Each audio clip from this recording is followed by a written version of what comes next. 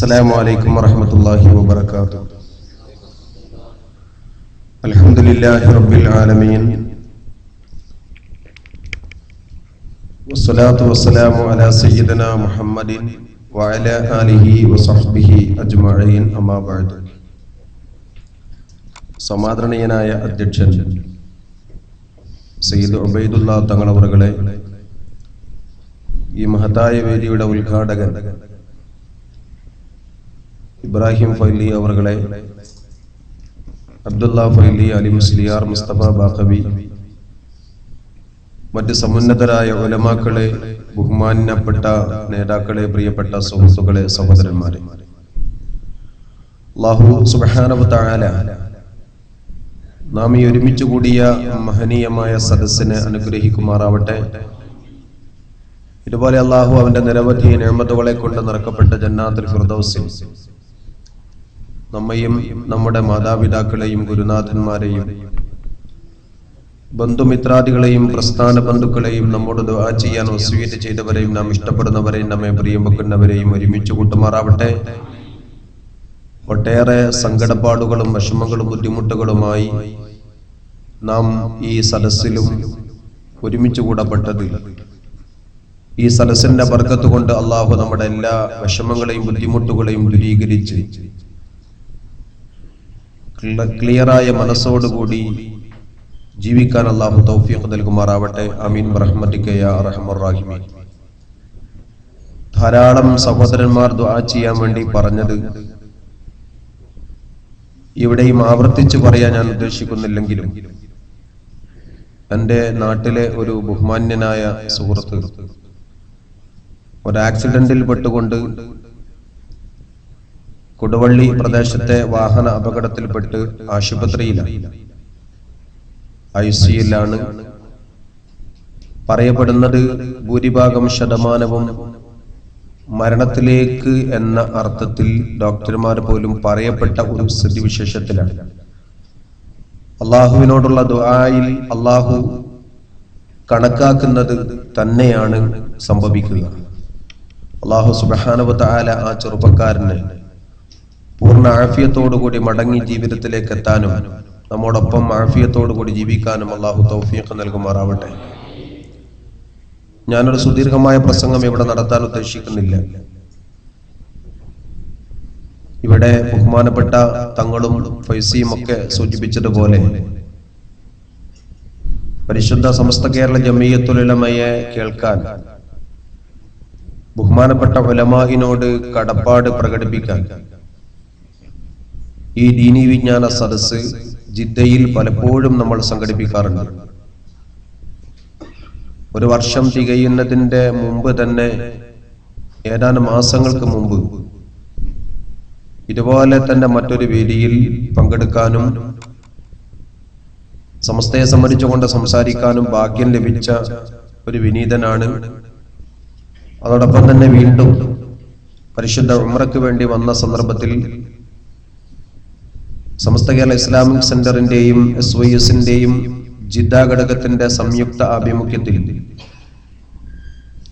സമസ്ത കേരള ജമിയത്തുൽ ഉലമയുടെ സമകാലികതയും അതിന്റെ പ്രസക്തിയും പറയുന്ന ഒരു സദസ്സിൽ പങ്കെടുക്കുക എന്ന ഉദ്ദേശത്തോടു കൂടി എന്റെ പ്രിയപ്പെട്ട സുഹൃത്ത് അബ്ദുൽ മജീദ് ക്ഷണിച്ചപ്പോൾ അതിനായി ജിദ്ദയിലെ നമ്മുടെ ബഹുമാന്യ സുഹൃത്തുക്കളുടെ കൂടെ പങ്കെടുക്കാൻ ഭാഗ്യം ലഭിച്ചതിൽ ഞാൻ അതിയായ സന്തുഷ്ടനാണ്. ഇവിടെ നിങ്ങളുടെയൊക്കെ ജീവിതത്തിന്റെ ഒട്ടേറെ ഓട്ടപ്പാച്ചിലിന്റെ ഇടയിൽ ഒരു ഒഴിവ് സമയം ഇതിനു വേണ്ടി ചെലവഴിച്ചത് സംഘടനയോട് കാണിക്കുന്ന പ്രതിബദ്ധതയാണ്. ഞങ്ങളൊക്കെ എന്ന് പറഞ്ഞാൽ ഒരു ഒഴിവുള്ള സമയമാണിപ്പോൾ. നാട്ടിലെ സംഘടനാ പ്രവർത്തനത്തിൽ നിന്നുകൊണ്ടൊന്ന് മാറുകയും ഉംറക്ക് വന്നാൽ പരിശുദ്ധ ഹറമിൽ ചെലവഴിക്കേണ്ട സമയത്ത് പൂർണ്ണമായും അത് ചെലവഴിക്കപ്പെടുകയും ചെയ്യുമ്പോഴും ബാക്കിയുള്ള സമയത്ത് നിങ്ങളോടൊപ്പം ഇതുപോലെ ഒരുമിച്ച് കൂടുന്നത് ഒരു ഒഴിഞ്ഞ മനസ്സോടുകൂടിയാണ്. പക്ഷെ നിങ്ങൾക്കാണെങ്കിൽ നൂറുകൂട്ടം പ്രശ്നങ്ങൾ, പ്രവാസികൾക്ക് നൂറുകൂട്ടം പ്രശ്നങ്ങൾ ഒന്നിനു മേറെ മറ്റൊന്നായി കടന്നു വരുന്ന സന്ദർഭമാണ്. ഓരോ മിനിറ്റ് സമയവും നിങ്ങളുടെ ജീവിതത്തിന്റെ പല ഭാഗങ്ങൾക്ക് വേണ്ടി മാറ്റിവെച്ച ആളുകളാണ്. പക്ഷെ ആ സമയത്ത് പോലും പരിശുദ്ധ ദീനിനെ പഠിക്കാനും പകർത്താനും പ്രചരിപ്പിക്കാനും ഈ ഒഴിവില്ലാത്ത സമയത്ത്, ഒഴിവില്ലാത്ത ദിവസത്തിൽ നിങ്ങൾ ഇവിടെ ഒരുമിച്ച് കൂടി എന്നതാണ് ഇതിന്റെ വേറിട്ട് നിൽക്കുന്ന ഏറ്റവും വലിയ ഘടകം. നാളെ അവധി ദിവസമല്ല. ഒരു വെള്ളിയാഴ്ച രാവിലോ വെള്ളിയാഴ്ച ദിവസത്തിലോ ആയിരുന്നു നിങ്ങൾ ഇവിടെ ഇത്രയും തടിച്ചുകൂടിയതെങ്കിൽ അതൊരു പ്രത്യേകത ഉള്ളതല്ല. ഒഴിവുണ്ടായപ്പോൾ കടന്നു വരിക എന്നത് അത്രമാത്രം ത്യാഗമല്ല. പക്ഷെ തീരെ ഒഴിവില്ലാത്ത സന്ദർഭത്തിലും നാളത്തെ വർക്കിംഗ് ഡേയിൽ പോലും നിങ്ങൾ ഇവിടെ നിന്ന് ചെലവഴിക്കുന്ന ഓരോ സമയവും നാളത്തെ ജീവിതത്തെ, നിങ്ങളുടെ കൃത്യനിർവഹണത്തെ ബാധിക്കും. എന്നിട്ട് പോലും ഇവിടെ നിങ്ങൾ വന്നതും ഇത് സംഘടിപ്പിക്കാൻ നമ്മുടെ ഇസ്ലാമിക് സെന്ററിനും SYSനും സാധിച്ചതും അത് വലിയൊരു പ്രത്യേകതയും വേറിട്ട് പറയേണ്ട ഗുണവുമാണ്. പടച്ച റബ്ബ് ഇതൊക്കെ നമ്മിൽ നിന്നുകൊണ്ട് കബൂൽ ചെയ്യുമാറാവട്ടെ. അതുകൊണ്ട് ഞാൻ കുറഞ്ഞ സമയമേ പറയേണ്ടതുള്ളൂ. നിങ്ങളുടെ ഓരോ ടൈമും വിലപ്പെട്ടതാണ് എന്ന് എനിക്കറിയാം. ആ ഒരു കൊച്ചു കാര്യം മാത്രം ഈ സമയത്ത് പറഞ്ഞ് അവസാനിപ്പിക്കേണ്ടത് എനിക്കുള്ളൂ. ബഹുമാനപ്പെട്ട ഉലമാക്കളൊക്കെ ഉംറക്കെത്തുമ്പോഴും ജിദ്ദയിൽ വരാനും പലപ്പോഴും ഇതുപോലെ സംസാരിക്കാനും കേൾക്കാനും ഒക്കെ ഭാഗ്യം നിങ്ങൾക്ക് കിട്ടാറുണ്ട്. അതുകൊണ്ട് ഞാനൊരു സമസ്തയെ പറയാനോ അല്ലെങ്കിൽ സമസ്തയുടെ സമകാലികതയെ പറയാനോ ശ്രമിക്കുന്നത്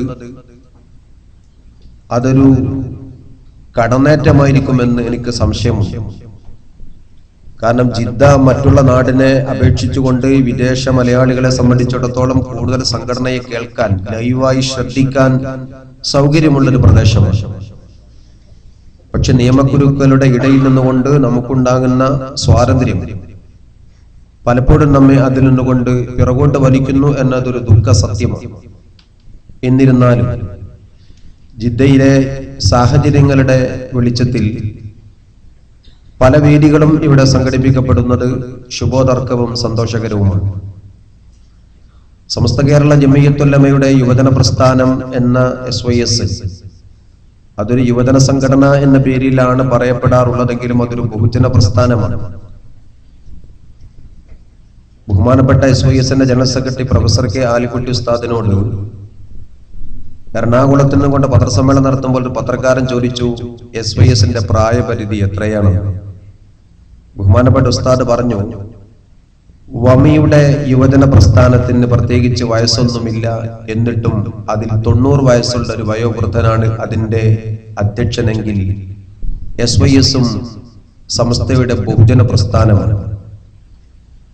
SYSന് ഒരു ബഹുജന സംഘടന അല്ലെങ്കിൽ ഒരു വയോജന സംഘടന എന്ന ഒരു സംഘടനയില്ല. അത് ആ സമസ്തക്കൊരു വയോജന സംഘടനയില്ല. സമസ്ത കേരള ജമിയത്തുൽ-ഉലമ കേന്ദ്ര 40 മുഷാവറ മെമ്പർമാരും അത് കഴിഞ്ഞ് ജില്ലാ 40 മുഷാവറ മെമ്പർമാരും പിന്നെ താലൂക്ക് അടിസ്ഥാനത്തിലെ സംഘടനാ വേദിയും കഴിഞ്ഞാൽ പിന്നെ ഒരു സംഘടന സമസ്തക്കില്ല. അതുകൊണ്ട് സമസ്തയുടെ ബഹുജന വേദി കൂടിയാണ് SYS എന്നതുകൊണ്ടാണ് സയ്യിദ് ഹൈദരലി ശിഹാബ് തങ്ങളും പ്രൊഫസർ ആലിക്കുട്ടി ഉസ്താദും അത് നിയന്ത്രിക്കുന്നത്. ഞാനത് സാന്ദർഭികമായി സൂചിപ്പിച്ചു എന്ന് മാത്രം. സമസ്ത കേരള ജമിയത്തുൽ-ഉലമ കഴിഞ്ഞ ദിവസം കാസർഗോഡ് നടത്തിയ സമ്മേളനം അല്ലെങ്കിൽ SYS നടത്തിയ സമ്മേളനം അത് തികച്ചും മറ്റെന്തിനേക്കാളും വേറിട്ട് നിൽക്കുന്ന ഒരു ഘടകമായിരുന്നു. ഇന്ന് പ്രാസ്ഥാനികമായി സമസ്തയുടെ ആശയത്തിലേക്ക് എല്ലാവരും വഴിയെ വന്നുകൊണ്ടിരിക്കുന്നു എന്ന സന്തോഷമാണ് ആ സമ്മേളന നഗരിയിൽ വിളിച്ചറിയിച്ചത്. സമ്മേളനത്തിന്റെ ക്യാമ്പിന്റെ എല്ലാ വിവരവും പച്ചയിൽ ഒപ്പിയെടുത്ത് ഒരു തുള്ളി പോലും കളയാതെ നിങ്ങളുടെ മുമ്പിലേക്ക് എത്തിച്ചു തന്നിട്ടുള്ള നമ്മുടെ കേരള ഇസ്ലാമിക് ക്ലാസ് റൂം അത് ഇവിടെ നിന്ന് സമ്മേളനത്തെ കേൾക്കാൻ നിങ്ങൾക്ക് സാധിച്ചു എന്നത് വലിയ ഒരു സന്തോഷകരമാണ്. അതിലൊക്കെ കേട്ടവർക്കറിയാം, ചേറൊഴിവാക്കാൻ ഒന്നുമില്ലാതെ കതിര് മാത്രം വേർതിരിക്കപ്പെട്ട കാതലുകൾ മാത്രം, കാമ്പ് മാത്രം പറയപ്പെട്ടിട്ടുള്ള സദസ്സായി ആ സമ്മേളനത്തെ വിളിച്ചു കൊണ്ടുപോകാൻ നമുക്ക് സാധിച്ചു. ആ സമ്മേളനം വഴിയായി വലിയൊരു ശക്തി സമസ്തക്ക് എന്ന ഒരിക്കലൂടെ വിളിച്ചറിയിച്ച ഒന്നായിരുന്നു അത്. കൃത്യമായി അച്ചടക്ക ബോധത്തോടുകൂടി വളരെ ചിട്ടയോടുകൂടി നടത്തിയ ഒരു സമ്മേളനം. നാം അതിൽ ഉയർത്തിപ്പിടിച്ച പ്രമേയം പൈതൃകത്തിന്റെ 15-ാം നൂറ്റാണ്ട് എന്നാണ്. ഈ പ്രമേയം നമ്മുടെ സമൂഹത്തിന്റെ മുന്നിലേക്ക് വെച്ചപ്പോഴേക്കും നവോത്ഥാനത്തിന്റെ ഒരു നൂറ്റാണ്ട് അവതരിപ്പിച്ചവർ മാളത്തിൽ ഒളിക്കേണ്ടി വന്നു. നവോത്ഥാനത്തിന്റെ ഒരു നൂറ്റാണ്ട് എന്ന് പറഞ്ഞുകൊണ്ടാണ് വഹാബി പ്രസ്ഥാനം കേരളത്തിൽ കഴിഞ്ഞൊരു വർഷക്കാലം ക്യാമ്പയിൻ നടത്തിയത്.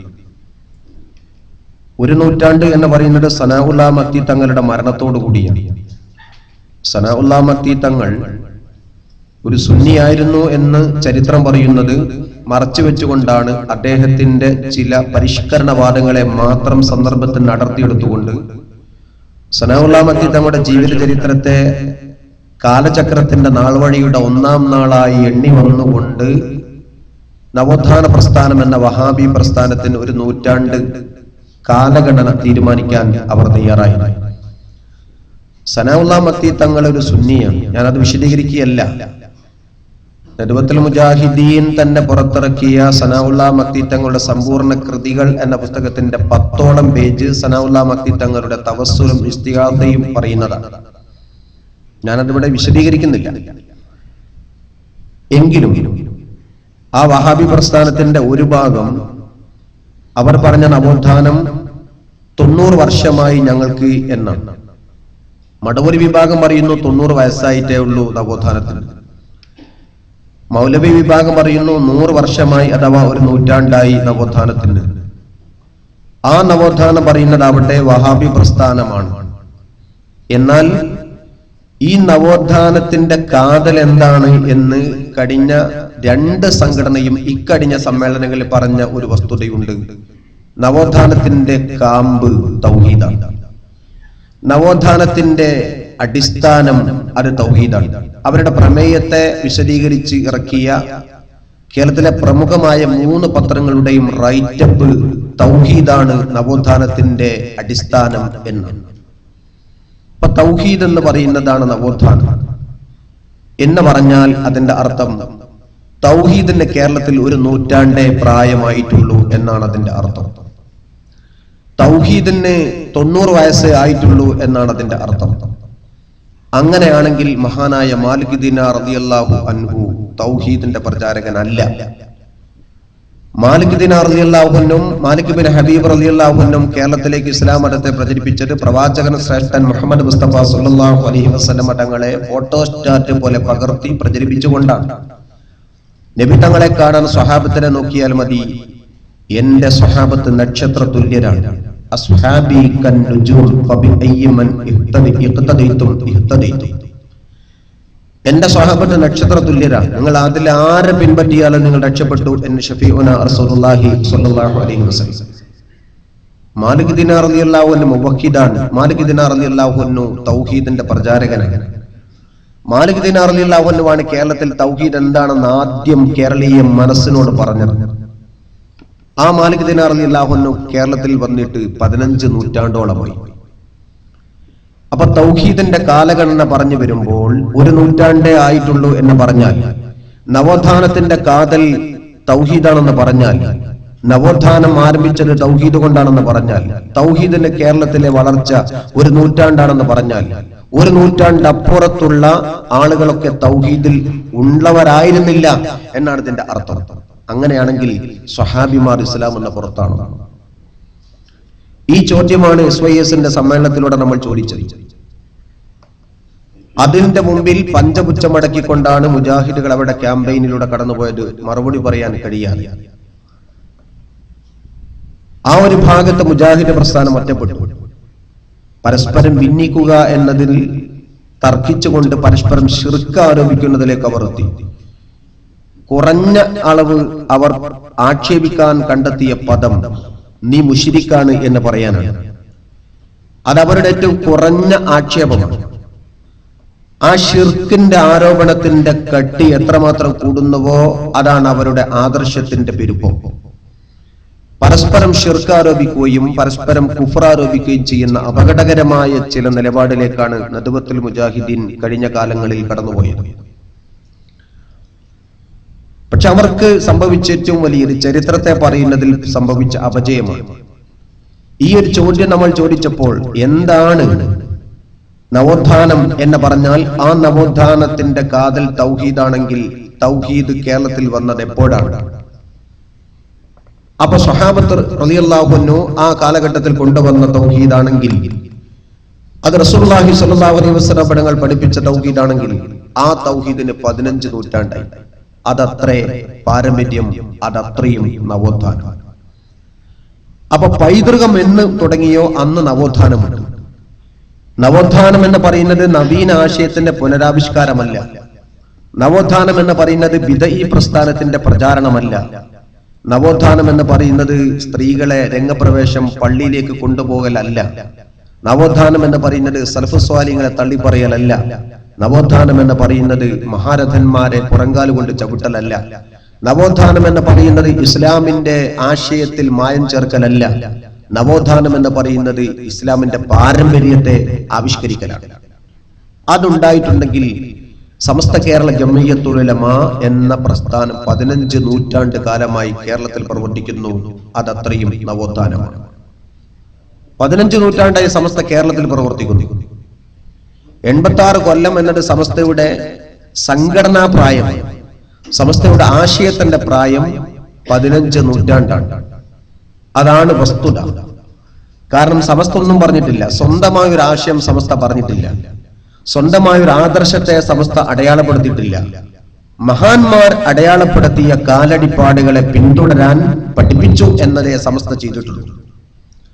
അതുകൊണ്ട് 15 നൂറ്റാണ്ട് കാലം കേരളത്തിലെ മുസ്ലിം ഉമ്മത്തിനോട് മഹാന്മാരായ ഉലമാ, സലഫ് സ്വാലിഹീങ്ങൾ പറഞ്ഞത് എന്താണോ അത് പറയുക മാത്രമേ 86 കൊല്ലം സമസ്ത ചെയ്തിട്ടുള്ളൂ. അതുകൊണ്ട് സമസ്തയുടെ സംഘടനാ പ്രായം 86ഉം ആശയപ്രായം 15 നൂറ്റാണ്ടുമാണ്. അത് പൈതൃകമാണ്, അത് പാരമ്പര്യം. അത് ഇസ്ലാമിന്റെ കേരളത്തിന്റെ നാൾവഴി എണ്ണിപ്പോരുന്നത് എന്നാണോ അന്നാണ് കേരളത്തിലെ ഇസ്ലാമിക നവോത്ഥാനവും തുടങ്ങിയത്. ഇസ്ലാമിക നവോത്ഥാനം തുടങ്ങിയതെന്നോ അന്നാണ് പൈതൃകം, അന്നാണ് പാരമ്പര്യം, അതാണ് ഇസ്ലാമിക നാൾവഴി. അതുകൊണ്ട് നവോത്ഥാനത്തെ പറയുമ്പോ, പൈതൃകത്തെ പറയുമ്പോ, പൈതൃകം പറഞ്ഞു കുറച്ച് കഴിഞ്ഞിട്ടാണ് നവോത്ഥാനം ഉണ്ടായത് എന്നത് തെറ്റാണ്. നവോത്ഥാനം എന്നുണ്ടോ അന്ന് പൈതൃകമാണ്, അന്ന് പാരമ്പര്യമാണ്, അന്ന് ഇസ്ലാമിന്റെ നാൾവഴിയുടെ 1-ാം നാളാണ്. അപ്പൊ അതുകൊണ്ട് നവോത്ഥാനവും സമസ്തയും ഒന്നാണ്, പൈതൃകവും പാരമ്പര്യവും സമസ്തയും ഒന്നാണ്. അതത്ര ഇസ്ലാമിന്റെ പരിപ്രേക്ഷ്യം, അതത്ര പരിശുദ്ധ അഹ്ലുസുന്നത്ത് വൽ ജമാഅത്തിന്റെ സമവാക്യം. അതിലപ്പുറത്ത് മറ്റൊന്ന് ചിന്തിക്കുക സാധ്യമല്ല. ഇത് പറഞ്ഞതിന് സമസ്തയെ കുറ്റപ്പെടുത്തിയ ആളുകൾ മഹാന്മാരായ കഴിഞ്ഞ കാലഘട്ടത്തിന്റെ ചരിത്രത്തെ വിളക്കി ചേർത്ത് അതിന്റെ കണ്ണി ചേർക്കപ്പെടാൻ സമസ്ത ഉണ്ടാക്കിയെടുത്തിട്ടുള്ള ത്യാഗോജ്വലമായ പ്രവർത്തനങ്ങളെ പുറങ്കാല് കൊണ്ട് ചവിട്ടിയവരാരോ അവർ ഇന്ന് അതിനെ വിളക്കി ചേർക്കാൻ ശ്രമിച്ചുകൊണ്ടിരിക്കുന്നു. ജീവിതത്തിന്റെ അവസാന നാൾ അവർ തൊട്ടറിഞ്ഞപ്പോൾ ഞാൻ എന്റെ കഴുത്തിൽ നിന്നുകൊണ്ട് പാരമ്പര്യത്തിന്റെ മാല പൊട്ടിച്ചെറിഞ്ഞു, ഞാൻ പുതിയ ഇസ്ലാം ഉണ്ടാക്കി എന്നാണ് കഴിഞ്ഞ അരനൂറ്റാണ്ട് മുമ്പേ മൗലൂദി സാഹിബ് പറഞ്ഞത്. എന്റെ കഴുത്തിലെ പാരമ്പര്യത്തിന്റെ മാല ഞാൻ പൊട്ടിച്ചെറിയുന്നു, പാരമ്പര്യത്തിൽ എനിക്ക് വിശ്വാസമില്ല, ഞാനൊരു നവമുസ്ലിമിനെ ഉണ്ടാക്കുന്നു എന്ന് പറഞ്ഞുകൊണ്ടാണ് അഷ്ഹദു അല്ലാ ഇലാഹ ഇല്ലല്ലാഹ് വ അഷ്ഹദു അന്ന മുഹമ്മദ് റസൂലുള്ളാഹ് എന്ന കലിമത്തു തൗഹീദിനെ പുനരാവിഷ്കരിച്ചുകൊണ്ട് ഒരു പുതിയ ഇസ്ലാമിന്റെ പ്രവാചകത്വത്തെ പച്ചയിൽ പറയാതെ ആംഗ്യ ഭാഷയിൽ കൊണ്ടുവന്ന് മൗദൂദി പുതിയ സമീപനത്തുണ്ടാക്കിയത്. മൗദൂദി സാഹിബ് അങ്ങനെ പറഞ്ഞതാണ്. ജമാഅത്തെ ഇസ്ലാമിക്ക് മെമ്പർഷിപ്പ് ആദ്യ കാലഘട്ടത്തിൽ ഉണ്ടായിരുന്നത് ഒരു കടലാസ് തുണ്ടമല്ല, തൗഹീദിന്റെ വചനം പുതുക്കുകയാണ്. ജമാഅത്തെ ഇസ്ലാമിന്റെ മെമ്പർഷിപ്പ് എന്ന് പറഞ്ഞാൽ ഷഹാദത്ത് കലിമ ചെല്ലലാണ്, അഥവാ അതുവരെ അയാൾ മുശ്രിക്കാണെന്നാണ്. അപ്പൊ ജമാഅത്തെ ഇസ്ലാമി പാരമ്പര്യത്തിന്റെ മാല പൊട്ടിച്ചെറിഞ്ഞുകൊണ്ട് പുതിയ നവമുസ്ലിമിനെ ഉണ്ടാക്കി എന്ന് പറഞ്ഞ് മെമ്പർഷിപ്പ് കൊടുക്കുന്നത് തൗഹീദിന് ഷഹാദത്ത് കലിമയെ പറയുക ആകുമ്പോ അവർക്ക് പാരമ്പര്യത്തിൽ അവകാശപ്പെടാൻ കഴിയില്ല. അപ്പൊ അതുവരെയുള്ള ഇസ്ലാമിനൊക്കെ പൊളിച്ചെഴുതിക്കൊണ്ടാണ് അവർ പുതിയ ഇസ്ലാം ഉണ്ടാക്കിയത്. അതേ ജമാഅത്തെ ഇസ്ലാമി ഇപ്പോൾ ഹിസ്റ്ററി കോൺഫറൻസ് നടത്തി കോഴിക്കോട്. നടത്തി. ആ ഹിസ്റ്ററി കോൺഫറൻസിൽ അവർ അവതരിപ്പിച്ച പ്രബന്ധങ്ങൾ ആകെയും പാരമ്പര്യത്തെ പറഞ്ഞുകൊണ്ടാണ്. പാരമ്പര്യത്തെ പറഞ്ഞു. ഒരു പ്രബന്ധം ബഹുമാനപ്പെട്ട മമ്പറം സയ്യിദ് അലവി തങ്ങളുടെ അധിനിവേശ വിരുദ്ധ പോരാട്ടത്തെ പറഞ്ഞുകൊണ്ടാണ്. അധിനിവേശ വിരുദ്ധ പോരാട്ടത്തെ പറഞ്ഞുകൊണ്ടാണ് മമ്പറം സയ്യിദ് അലവി തങ്ങളെ ആവിഷ്കരിച്ചത്. മമ്പറം തങ്ങളെ സംബന്ധിച്ചിടത്തോളം മഹാനായ മമ്പറം തങ്ങളിൽ കുഫ്രിയത്തുണ്ടെന്ന് ആക്ഷേപിച്ചവർ, മമ്പറം സയ്യിദ് അലവി തങ്ങൾ ഖുറാഫിയാണ് എന്ന് പറഞ്ഞ് ആക്ഷേപിച്ചവർ, മമ്പറം തങ്ങൾ പുരോഹിതനാണ്, പൗരോഹിത്യം ആവിഷ്കരിച്ച ആളാണ് എന്ന് പറഞ്ഞ് ആക്ഷേപിച്ചവർ, ആ മമ്പറം തങ്ങൾ നവോത്ഥാന നായകനാണ് എന്ന് ജമാഅത്തെ ഇസ്ലാമി ഇപ്പോൾ പ്രബന്ധം അവതരിപ്പിച്ചു. ബഹുമാനപ്പെട്ട ഉമർ ഖാലി റളിയല്ലാഹു അൻഹു തനി ഖുറാഫിയാണ്, മുശ്രിക്കാണ് എന്നായിരുന്നു ജമാഅത്തിന്റെ കൃതികളിൽ ഉടനീളം പറഞ്ഞത്. ആ ഖാലി മുഹമ്മദ് റളിയല്ലാഹു അൻഹു വൈദേശിക വിരുദ്ധ പോരാട്ടത്തിന്റെ മുന്നണി പോരാളിയാകയാൽ അദ്ദേഹം നവോത്ഥാന നായകനാണ് എന്ന് ഇപ്പോൾ ജമാഅത്തെ ഇസ്ലാമി പറയുന്നു. ഒരു പ്രബന്ധം ഉമർ ഖാലിയാണ്, മറ്റൊരു പ്രബന്ധം സൈനുദ്ദീൻ മഖ്ദൂം തങ്ങൾ അവറുകളാണ്. സൈനുദ്ദീൻ മഖ്ദൂം തങ്ങൾ അവറുകളെ ആക്ഷേപിച്ച ആളുകളാണ്, മമ്പറം തങ്ങളെ കുറ്റപ്പെടുത്തിയ ആളുകളാണ്. അവരൊക്കെ കുറഞ്ഞ ഭാഷയിൽ പറഞ്ഞാൽ മുശ്രിക് എന്നാണ് ഇവരും പറഞ്ഞത്. അല്ലെങ്കിൽ പുരോഹിതന്മാരാണ്, അല്ലെങ്കിൽ യാഥാസ്ഥികന്മാരാണ്. ഇതൊക്കെ പറയുമ്പോൾ അവർ സമൂഹത്തിന്റെ മുഖ്യധാരയിൽ ബന്ധപ്പെടേണ്ടവരല്ല, അവർ പുറമെ നിന്നുള്ളവരാണ് എന്ന് ആക്ഷേപിച്ചവരാണ്. ആ ജമാഅത്തെ ഇസ്ലാമി ഇപ്പോൾ ഇവരൊക്കെ ചരിത്രത്തിന്റെ ഭാഗമാക്കി മാറ്റുകയും ഇസ്ലാമിക നവോത്ഥാനത്തിന്റെ ചക്രവർത്തിമാരായി അവതരിപ്പിക്കുകയും ചെയ്യുകയാണ്. ഇതേ അഭിപ്രായം ഇവർ പറയുമ്പോഴും ജമാഅത്തെ ഇസ്ലാമിന്റെ ഹിഡൻ അജണ്ട നമ്മൾ തിരിച്ചറിയുന്നു. ഞാൻ വിഷയത്തിന്റെ മർമ്മത്തിലേക്ക് വന്ന് അവസാനിപ്പിക്കും. ജമാഅത്തെ ഇസ്ലാമിയുടെ ഹിഡൻ അജണ്ട നമ്മൾ മനസ്സിലാക്കുന്നു. എന്താ ആ ഹിഡൻ അജണ്ട? ചരിത്രത്തിൽ, ഇന്ത്യയുടെ ചരിത്രത്തിൽ ജമാഅത്തെ ഇസ്ലാമിക്ക് പിടിച്ചു നിൽക്കാൻ പറ്റാത്ത അവസ്ഥ വന്നു. ആ അവസ്ഥയുടെ മുമ്പിൽ ജമാഅത്ത് ആവിഷ്കരിക്കുന്നത്, പിടിച്ചു നിൽക്കാനുള്ള ഏക വഴി സുന്നികളുടെ പാരമ്പര്യത്തിൽ എങ്ങനെയെങ്കിലും ഒരു കൊളുത്തിട്ട് തൂങ്ങി പിടിക്കലാണ്. മുജാഹിദിന്റെ ഭാഗത്ത് ശക്തിയില്ല, പിടിച്ചു നിൽക്കുമ്പോ മുങ്ങി മരിക്കാൻ പോകുമ്പോ കച്ചിത്തുരുമ്പ് പാരമ്പര്യത്തിലേക്ക് പിടിച്ചുകൊണ്ടായിരിക്കണം എന്നാണ് ജമാഅത്ത് ഇപ്പൊ തീരുമാനിച്ചത്. പക്ഷെ പിടിച്ചടാതെ ചരിത്രത്തെ വക്രീകരിച്ചുകൊണ്ടാണ്. ഒരുപക്ഷെ നമ്മൾ തോന്നുന്നവർ സുന്നി ആവാനുള്ള ഒരു വ്യഗ്രതയാണ്, അല്ലെങ്കിൽ മമ്പറം സയ്യിദ് അലവി തങ്ങളെ നായകനാക്കാനുള്ള ഒരു ധൃതിപ്പാടാണ്. അല്ല, ചരിത്രത്തെ വക്രീകരിക്കലാണ്. എന്തുകൊണ്ടെന്നാൽ മമ്പറം സയ്യിദ് അലവി തങ്ങളുടെ ത്വരീഖത്തിനെ അംഗീകരിക്കാൻ അവർ തയ്യാറല്ല. മമ്പറം സയ്യിദ് അലവി തങ്ങളുടെ ആധ്യാത്മിക ജ്ഞാനത്തെ സമ്മതിക്കാൻ അവർ തയ്യാറല്ല. മമ്പറം സയ്യിദ് അലവി തങ്ങൾ മെഹ്റാബിൽ വെച്ചുകൊണ്ട് പ്രഖ്യാപിച്ച ഇസ്ലാമിക സംസ്കരണത്തെ ഉൾക്കൊള്ളാൻ അവർക്ക് തയ്യാറല്ല. മമ്പറം സയ്യിദ് അലവി തങ്ങളുടെ തസ്കിയത്തിനെ ഉൾക്കൊള്ളാൻ ജമാഅത്ത് തയ്യാറല്ല. മമ്പറം തങ്ങളുടെ അധിനിവേശ വിരുദ്ധ പോരാട്ടാഹ്വാനത്തെ മാത്രമാണ് ജമാഅത്ത് സമ്മതിച്ചത്. മഹാനായ ഉമർ ഖാലി റളിയല്ലാഹു അൻഹുവിന്റെ ചരിത്രത്തെ ജമാഅത്ത് ആവിഷ്കരിക്കുന്നത് ഒരു ഭാഗം മാത്രമാണ്. പരിശുദ്ധ റൗളയിൽ ചെന്നുകൊണ്ട് ഉമറുൽ ഫഖീർ ഇവിടെ വന്നു, ഹബീബായ തങ്ങളെ എനിക്ക് വേണ്ടി കരുണ വേണേ, എനിക്ക് വേണ്ടി വാതിൽ തുറക്കണേ എന്ന് പറഞ്ഞ് പാട്ടുപാടി ഉമറുൽ ഫഖീറുൽ മുർത്തജീലി ജനാബിക്കും യർജുൽ അതാഅ അലൽ ബുകാഇ ബിബാബിക്കും എന്ന് തുടങ്ങുന്ന ആ കവിത ചൊല്ലി തീർന്നപ്പോഴേക്കും തുറക്കപ്പെടാത്ത ഭാഗം റൗള തുറന്നുകൊണ്ട് ഹബീബായ തങ്ങൾ മഹാനായ ഉമർ ഖാലി റളിയല്ലാഹു അൻഹുവിന് കൈനീട്ടി കൊടുത്ത ഇസ്തിഗാസക്ക് സ്വീകാര്യം നൽകപ്പെട്ട ചരിത്രത്തെ സമ്മതിക്കാൻ ജമാഅത്ത് തയ്യാറല്ല. ബഹുമാനപ്പെട്ട ഉമർ ഖാലി ബ്രിട്ടീഷുകാർക്കെതിരെ നടത്തിയ പോരാട്ടം മാത്രം ജമാഅത്തിന് വേണം. ബഹുമാനപ്പെട്ട ഉമർ ഖാലിയുടെ ഇസ്ലാമിക തസവുഫ്, ദീനി ചൈതന്യം, അദ്ദേഹത്തിന്റെ വ്യക്തി സംസ്കരണം, സാമൂഹ്യ സംസ്കരണം, അദ്ദേഹത്തിന്റെ ജീവിതത്തിൽ അദ്ദേഹം ഉരവിട്ടിട്ടുള്ള ഔറാദുകൾ, അതൊന്നും ജമാഅത്തിന് വേണ്ട. ജമാഅത്തിന് ഒന്നും മതി, അദ്ദേഹത്തിന്റെ ബ്രിട്ടീഷ് വിരുദ്ധ പോരാട്ടം. ബഹുമാനപ്പെട്ട സൈനുദ്ദീൻ മഖ്ദൂം തങ്ങൾ അവരുടെ ബ്രിട്ടീഷ് വിരുദ്ധ പോരാട്ടത്തിന്, പറങ്കി പട്ടാളത്തിനെതിരെയുള്ള പോരാട്ടത്തിന്, അധിനിവേശ ശക്തികൾക്കെതിരെയുള്ള പോരാട്ടത്തിന് യുദ്ധാഹ്വാനം നൽകപ്പെട്ട ഫതുൽ മുബീൻ അവർക്ക് വേണം. പക്ഷേ ഫതുൽ മുഈൻ സൈനുദ്ദീൻ തങ്ങളുടെ അവർക്ക് വേണ്ട. ബഹുമാനപ്പെട്ട ഖാലി മുഹമ്മദ് റളിയല്ലാഹു അൻഹുവിന്റെ ഫതുൽ മുബീൻ അവർക്ക് വേണം. ആ ഖാലി മുഹമ്മദ് റളിയല്ലാഹു അൻഹുവിന്റെ മുഹിദ്ദീൻ മാല ജമാഅത്തിന് വേണ്ട.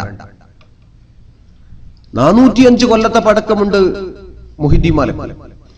മുഹിദ്ദീൻ മാലയോളം ഏറ്റവും നല്ല സാഹിത്യം മലയാളത്തിൽ ഏതെന്ന് പറയാൻ ഇന്നവരെ ഒരാൾക്കും തന്റെ ഇടമുണ്ടായിട്ടില്ല. മുഹിദ്ദീൻ മാലയുടെ 400-ാം വാർഷികം മോയിൻകുട്ടി വൈദ്യർ സ്മാരക ഓഡിറ്റോറിയത്തിൽ വെച്ചുകൊണ്ട് ഗവൺമെന്റ് നടത്തിയപ്പോ മലയാള ഭാഷയുടെ കുലപതിയായ MT വാസുദേവൻ നായർ പറഞ്ഞത്, മലയാള ഭാഷയിൽ മുഹിദ്ദീൻ മാലയോട് മത്സരിക്കാൻ നെഞ്ചുവിരിക്കുന്ന ഒരു കൃതി പദ്യത്തിലും ഗദ്യത്തിലും ഇന്നേ വരെ രചിക്കപ്പെട്ടിട്ടില്ല. പാംസസ്നാനത്തിനും ജ്ഞാനപാനക്കും കഴിയില്ല മുഹിദ്ദീൻ മാലയോട് മത്സരിക്കാൻ. ആദ്യത്തെ മലയാള കൃതി ഏതാ? ആദ്യത്തെ മലയാള കൃതി തുഞ്ചത്തെഴുത്തച്ഛന്റെ വാൽമീകി രാമായണം അല്ല. വാൽമീകി രാമായണം അവതരിപ്പിച്ച തുഞ്ചത്തെഴുത്തച്ഛൻ മലയാള ഭാഷയുടെ പിതാവ് എന്നാണ് ചരിത്രം കുട്ടികളെ പഠിപ്പിച്ചത്. പരീക്ഷയ്ക്ക് ഉത്തരം കിട്ടാൻ വേണ്ടി എഴുതിക്കോ, ഹൃദയം തൊട്ടത് പറയണ്ട. ഒന്നാമത്തെ കൃതി മുഹിദ്ദീൻ മാലയാണ്. മലയാള ഭാഷയിലെ ആദ്യത്തെ കൃതി മുഹിദ്ദീൻ മാലയാണ്. മുഹിദ്ദീൻ മാല എഴുതി 4-5 കൊല്ലം കഴിഞ്ഞിട്ടാണ് തുഞ്ചത്തെഴുത്തച്ഛൻ മലയാള ഭാഷയുടെ പേന ഉന്തിയത്. ചരിത്രം വക്രീകരിച്ചത് ഒരു കൂട്ടർ പറയാം. ആദ്യത്തെ മലയാള കൃതി ഏതെന്ന് ചോദിച്ചാൽ അത് മുഹിദ്ദീൻ മാലയാണ്. മുഹിദ്ദീൻ മാല കഴിഞ്ഞിട്ടാണ് വാൽമീകി രാമായണം തുഞ്ചത്തെഴുത്തച്ഛൻ എഴുതിയത്. പക്ഷെ അത് ചരിത്രത്തെ മറ്റൊരു കൂട്ടർ അവഗണിച്ചു. എന്നാൽ ആദ്യത്തെ കൃതിയായ മുഹിദ്ദീൻ മാല തന്നെയാണ് ഇന്നത്തെയും പ്രോജ്വല കൃതി. അതിനോടപ്പുറം മത്സരിക്കാൻ ഒരു ഭാഷയല്ല, ഒരുപാട് ഭാഷകളെ സമ്മിശ്രമാക്കി മലയാളികളുടെ ഇസ്സത്തിനെ കാത്ത, മലയാള ഭാഷയുടെ പെരുമ പറഞ്ഞ മലയാള ഭാഷയുടെ ചക്രവർത്തിയാണ് ബഹുമാനപ്പെട്ട ഖാലി മുഹമ്മദ് റളിയല്ലാഹു അൻഹു. ആ സമ്പുഷ്ട നവോത്ഥാന കൃതി വേണ്ട ജമാഅത്തെ ഇസ്ലാമിക്ക്. അദ്ദേഹത്തിന്റെ സമരാഹ്വാനം മാത്രം മതി. ഖാലി മുഹമ്മദ് റളിയല്ലാഹു അൻഹുവിന്റെ സമരാഹ്വാനം, ബഹുമാനപ്പെട്ട മമ്പറം തങ്ങളുടെ സമരാഹ്വാനം, ബഹുമാനപ്പെട്ട ഉമർ ഖാലിയുടെ സമരാഹ്വാനം, മഹാന്മാരായ ഉലമാഇന്റെ സൈനുദ്ദീൻ മഹ്ദൂം തങ്ങളവരുടെ സമര പോരാളികൾക്കുള്ള ഉത്തേജന കൃതി, അതൊക്കെ IPH പ്രസിദ്ധീകരിക്കുക. തുഹ്ഫത്തുൽ മുജാഹിദീൻ പുനരാവിഷ്കരണം, ഫത്ഹുൽ മുബീൻ പുനരാവിഷ്കരണം. ഇതിന്റെ അർത്ഥം എന്താ? ജമാഅത്തെ ഇസ്ലാമി ഇവിടെ സുന്നികളുടെ മനസ്സിലേക്ക് കടന്നു വരാൻ ശ്രമിക്കുന്നു എന്നത് സുന്നികളുടെ ആശയത്തെ ആവിഷ്കരിച്ചുകൊണ്ടാണെന്ന് തോന്നിപ്പോവും. മമ്പറം തങ്ങളെ ബഹുമാനിക്കുന്ന ജമാഅത്തെ ഇസ്ലാമിക്ക് എന്തിനാ നമ്മൾ അസ്പൃശ്യത കൊടുക്കുന്നത് എന്ന് തോന്നിപ്പോവും. ഉമർ ഖാലി റളിയല്ലാഹു അൻഹു അംഗീകരിക്കുന്ന ജമാഅത്തെ ഇസ്ലാമിയെ നമ്മൾ എന്തുകൊണ്ടാണ് മാറ്റി നിർത്തുന്നത് എന്ന് തോന്നിപ്പോകും. എന്നാൽ അത് പട്ടിൽ പൊതിഞ്ഞ പാഷാണമാണ്. ജമാഅത്തെ ഇസ്ലാമി അമേദ്യം പട്ടിൽ പൊതിഞ്ഞ് സമർപ്പിക്കുകയാണ്. അതേതുകൊണ്ടെന്നാൽ അവന്റെ ഉദ്ദേശം പോരാട്ടം. ഇസ്ലാം എന്ന് പറഞ്ഞാൽ അത് ചോരയുടെ മതമാണ്. ഇസ്ലാം എന്ന് പറഞ്ഞാൽ വാളിന്റെ മതമാണ്. ഇസ്ലാം എന്ന് പറഞ്ഞാൽ ആയുധമേന്തിയ മതമാണ്. ആയുധം കൊണ്ട് ഇസ്ലാമിൽ എന്തുമുള്ളൂ എന്ന് പറഞ്ഞുകൊണ്ട് സുന്നി നായകന്മാരെ സമരവീര്യമുള്ളവർ മാത്രമാണ് എന്ന് പറഞ്ഞുകൊണ്ട് അവരുടെ ജീവിതത്തിന്റെ കാമ്പും കാതലും മുഴുവനും മാറ്റിവെച്ച് ചരിത്രത്തെ മറ്റൊരു ഭാഗത്തേക്ക് പാർശ്വവൽക്കരിച്ചു കൊണ്ടുപോയി ജമാഅത്തിന് പിടിച്ചു നിൽക്കാനുള്ള ഒരു തുരിപ്പിച്ചീട്ടായി ഉലമാഇനെ ആവിഷ്കരിക്കുന്ന ഈ വിദ്യ തിരിച്ചറിയാൻ സുന്നികൾക്ക് സാധിക്കും. അത് സാധിക്കും. അതുകൊണ്ട് ജമാഅത്തെ ഇസ്ലാമിന്റെ പാരമ്പര്യത്തെ പിടിച്ച് ജീവിക്കാൻ ശ്രമിക്കുക വഴി അവൻ ചരിത്രത്തെ വക്രീകരിച്ച് നമ്മൾ തിരിച്ചറിഞ്ഞാൽ അവനോട് സതുപദേശം പറഞ്ഞു കൊടുക്കാവുന്നതേയുള്ളൂ. ചരിത്രത്തെ നേർക്കുനേരെ വായിച്ചാൽ നിനക്കും ഒരു സുന്നിയാവാം, ഒരു സമസ്തക്കാരനാവാം. ജമാഅത്തെ ഇസ്ലാമി ചരിത്രത്തെ നേർക്കണ്ണാടി വെച്ച് വായിച്ചാൽ അവർക്കും ഒരു സുന്നിയാവാം, സമസ്തക്കാരനാവാം. മുജാഹിദുകൾക്കും ഇസ്ലാമിനെ നേർവഴിക്ക് നടക്കണം എന്ന് ബോധ്യപ്പെടുന്ന പക്ഷം അവർക്കും ഒരു വേള സുന്നിയാവാം, മുജാഹിദിനുമാകും. ഇത് വസ്തുതയാണ്, ഇത് ചരിത്ര സത്യമാണ്. ഇതിന്റെ മുമ്പിൽ നിന്നുകൊണ്ട് വേണം നമ്മൾ കാര്യങ്ങളെ കാണണം. സമസ്ത കേരള ജംഇയ്യത്തുൽ ഉലമയെ സംബന്ധിച്ചിടത്തോളം കൃത്യമായ അജണ്ടയുള്ള പ്രസ്ഥാനമാണ്, കൃത്യമായ അജണ്ടയുണ്ട്. മാറ്റത്തിന്റെയും മരവിപ്പിന്റെയും മധ്യയാണ് സമസ്ത കേരള ജംഇയ്യത്തുൽ ഉലമ. മാറ്റത്തിന്റെയും മരവിപ്പിന്റെയും മധ്യേ, അതാണ് യഥാർത്ഥ ഇസ്ലാം. മഹാനായ ഷഫീഉന റസൂലുള്ളാഹി സ്വല്ലല്ലാഹു അലൈഹി വസല്ലം പടങ്ങൾ മധ്യത്തെ സ്വീകരിച്ച ആളാണ്. ജീർണതയെ താലോലിച്ചിട്ടില്ല, അന്ധവിശ്വാസങ്ങളെ താലോലിച്ചിട്ടില്ല, ഖുറാഫാത്തിനെ പ്രോത്സാഹിപ്പിച്ചിട്ടില്ല. എന്നാലോ മാറ്റത്തെ ഉൾക്കൊള്ളാനും തയ്യാറായിട്ടില്ല. രണ്ടിന്റെയും മധ്യ ഇസ്ലാമിന്റെ കാമ്പാണ് എന്ന് പറഞ്ഞത് സമസ്തയാണ്. അതാണല്ലോ വസ്തുത. ഇനി ചില ആളുകള് സുന്നികൾ എന്ന് പറഞ്ഞാൽ സുന്നികൾ എന്ന വിശ്വാസത്തെ കാണുന്നത് എന്തും അന്ധമായി സ്വീകരിക്കുന്ന ഒരു വർഗക്കാരായി സുന്നികളെ മാറ്റാൻ ശ്രമിക്കുന്നു. എന്നാൽ തെളിവുണ്ടായാലും സ്വീകരിക്കാനേ തയ്യാറല്ല എന്ന് പറയുന്ന പുത്തനാശയക്കാരെ ആവിഷ്കരിക്കാൻ ശ്രമിക്കും. ഒന്ന് മരവിപ്പാണ്. വിശ്വാസത്തിൽ അന്ധത കലർത്തി ഞാൻ കൊണ്ടുവന്നാൽ അത് സ്വീകരിച്ചോളണം, മറ്റൊന്നും തെളിവ് ചോദിക്കരുത് എന്ന് പറയുന്ന വിശ്വാസാന്ധത, അത് അന്ധവിശ്വാസം, അതാണ് മരവിപ്പ്. അത് ഇസ്ലാമല്ല. എന്നാൽ തെളിവോടുകൂടി ഒരു വസ്തുത കൊണ്ടുവന്നാൽ അതിൽ തബറുക്കെടുക്കരുത് എന്ന് പറഞ്ഞുകൊണ്ട് അതിനെ മാറ്റപ്പെടാൻ ശ്രമിക്കുന്ന ഒരു തരം പുത്തനാശയം, അതാണ് മാറ്റം. അന്ധവിശ്വാസം എന്ന മരവിപ്പിന്റെയും തെളിവോടുകൂടി കൊണ്ടുവന്നതും സ്വീകാര്യമല്ല എന്ന് പറയുന്ന ഒരു തരം മാറ്റത്തിന്റെയും മധ്യേ യഥാർത്ഥ ഇസ്ലാം ഉണ്ടെന്ന് പറയുന്നു സമസ്ത കേരള ജംഇയ്യത്തുൽ ഉലമ. അത് സമസ്തക്കേ പറയാൻ കഴിയും, മറ്റു പ്രസ്ഥാനത്തിന് കഴിയില്ല. കൊണ്ടുവന്ന മുടി, ആ മുടിയെ പറ്റി കേരളത്തിലെ ജനത ചോദിച്ച തെളിവുകളൊക്കെ പറഞ്ഞിട്ടും തെളിവുകളൊക്കെ ആരാഞ്ഞിട്ടും തെളിവ് നൽകപ്പെടാൻ കഴിയാത്തപ്പോൾ അവസാനം പറഞ്ഞത് തെളിവ് വേണ്ട, ഞാൻ കൊണ്ടുവന്നാൽ സ്വീകരിച്ചോളണം എന്നാണ്. തെളിവ് വേണ്ട, ഞാൻ കൊണ്ടുവന്നാൽ സ്വീകരിച്ചോളണം. സുന്നികൾ അതിനെ അന്ധമായി സ്വീകരിക്കുന്നവരാണ്. കൊണ്ടുവന്ന മുടി എവിടെ എത്തി എന്ന് പോലും നൽകപ്പെടുന്നതിന് മുമ്പ് പാത്രം കൊണ്ടുവന്നു. ബഹുമാനപ്പെട്ട ചെറുശ്ശേരി ഉസ്താദിന്റെ ഭാഷയിൽ പറഞ്ഞ ചട്ടി, അദ്ദേഹം ഒരു സ്ഥലത്ത് പറഞ്ഞു, ഉത്തമ ചട്ടി സൂക്ഷിക്കാൻ ഒരു തിരുചട്ടി സൂക്ഷിക്കാൻ ഒരു ഉത്തമ അടുക്കള എന്ന ഒരു ഫ്ലക്സ് ബോർഡ് ഒരു പക്ഷേ ഇനി ഉയർന്നു വന്നേക്കാം. ഒരു കമന്റ് അല്ലത്, അത് കൃത്യമായ ഒരു ഇടപെടലാണ്. പാത്രം അപകടകരമായ ഒരു ഭാഗം. നമ്മൾ മുടിയെ സംബന്ധിച്ചിടത്തോളം പറഞ്ഞത് ഒന്നേ നമ്മുടെ ലക്ഷ്യമുള്ളൂ. മുടിയെ സംബന്ധിച്ചുകൊണ്ട് പറയുന്നതിൽ ഒന്നേ നമ്മുടെ ലക്ഷ്യമുള്ളൂ. അതേതാ? അത് ഷഫീഉനാ റസൂലുള്ളാഹി സ്വല്ലല്ലാഹു അലൈഹി വസല്ലം തങ്ങളുടേതല്ലെങ്കിൽ അല്ല എന്ന് പറയുക മാത്രം. പിന്നെ ആരുടേതാണ് ആ മുടി എന്ന് പറയേണ്ട കടമ നമ്മൾക്കില്ല. അത് ആരുടേതായിക്കോട്ടെ, അത് ആരുടേതുമായിക്കോട്ടെ, റസൂലുള്ളാഹിന്റേതല്ല, അവിടെ നിന്നു നമ്മൾ. അത് ആരുടേതാണെന്ന് തേടി നമ്മൾ പോയിട്ടില്ല. അതിന് ബാർബർ ഷോപ്പ് എന്ന് കൊണ്ടുവന്നതാണെങ്കിലും, അതല്ല പൊന്മള വിഭാഗം പറയുന്ന പോലെ അത് അമ്മുവിന്റെ മുടിയാണെങ്കിലും ആരെ മുടിയാണെങ്കിലും ആരുടേതാണ് എന്ന് നമുക്ക് അഭിപ്രായമില്ല. അത് റസൂലുള്ളാഹി സ്വല്ലല്ലാഹു അലൈഹി വസല്ലം തങ്ങളുടേതല്ലെങ്കിൽ അത് നബി തങ്ങളുടേതല്ല എന്ന് പറയേണ്ട കടപ്പാട് മാത്രമേ നമ്മൾക്കുണ്ടായിട്ടുള്ളൂ. അതുകൊണ്ട് നബി സല്ലല്ലാഹു അലൈഹി വസല്ലം തങ്ങളുടേതല്ല എന്ന് കൃത്യമായി നമ്മൾ അത് സമർത്ഥിച്ചു കഴിഞ്ഞു. എന്നാൽ ഈ ഇപ്പൊ കൊണ്ടുവന്ന പാത്രം, ആ പാത്രം നബി സല്ലല്ലാഹു അലൈഹി വസല്ലം തങ്ങളുടേതല്ല എന്ന് പറയുക മാത്രമല്ല നമ്മുടെ ഉത്തരവാദിത്വം. പക്ഷെ അത് ആരുടേതാണ് എന്നുകൂടി പറയുമ്പോഴാണ് ചതിക്കുഴി അതിബൃഹത്തായി അല്ലെങ്കിൽ അതിഭയാനകമായി നമുക്ക് ബോധ്യപ്പെടുന്നത്. ഞാൻ അതിന്റെ വിശദാംശങ്ങളിൽ കിടക്കാൻ ആഗ്രഹിക്കുന്നില്ല. ഒരു കാര്യം വളരെ ബോധ്യമാണ്, കൊണ്ടുവന്ന പാത്രം നബി സല്ലല്ലാഹു അലൈഹി വസല്ലം തങ്ങളുടേതല്ല. അല്ല എന്ന് പറയുമ്പോൾ രണ്ട് തെളിവ് വെച്ചുകൊണ്ടാണ്. ഒന്ന്, നബി സല്ലല്ലാഹു അലൈഹി വസല്ലം തങ്ങളുടേതാണെങ്കിൽ ഒരിക്കലും അതിൽ അത്തരം ഒരു അടയാളപ്പെടുത്തലുകൾ ഉണ്ടാകാൻ പാടില്ല. പാത്രത്തിൽ കാണുന്നത് ഷഡ്ഭുജ സ്റ്റാർ, 6 മൂലയുള്ള ഒരു നക്ഷത്രം, 6 മൂലയുള്ള 6 ഭാഗമുള്ള മൂലയുള്ള ഒരു നക്ഷത്രം. ആ സ്റ്റാർ എങ്ങനെ അവിടെ വന്നു? അത് ആരുടെ ചിഹ്നമാണ്? ആ ചിഹ്നം യഹൂദികളുടെ ചിഹ്നമാണ്. നബി സല്ലല്ലാഹു അലൈഹി വസല്ലം തങ്ങളുടെ കാലഘട്ടത്തിൽ അറബി ഭാഷയുടെ ലിപിയിൽ പുള്ളിയില്ല. എന്നാൽ ഇഖ്ലാസ് സൂറത്ത് മുഅവ്വിദത്തൈനും കാലിഗ്രാഫി, അറബി കാലിഗ്രാഫിയിൽ ഉല്ലേഖനം ചെയ്യപ്പെട്ടിരിക്കുന്നു ഈ പാത്രത്തിൽ. നബി സല്ലല്ലാഹു അലൈഹി വസല്ലം തങ്ങളുടെ കാലഘട്ടത്തിൽ അങ്ങനെ ഒരു അറബി ലിപിയിൽ പുള്ളി ഉണ്ടായിട്ടില്ല. ഹജ്ജാജ് ഇബ്നു യൂസഫ് റളിയല്ലാഹു അൻഹുവിന്റെ കാലഘട്ടത്തിലാണ് അത് നിലവിൽ വന്നത്.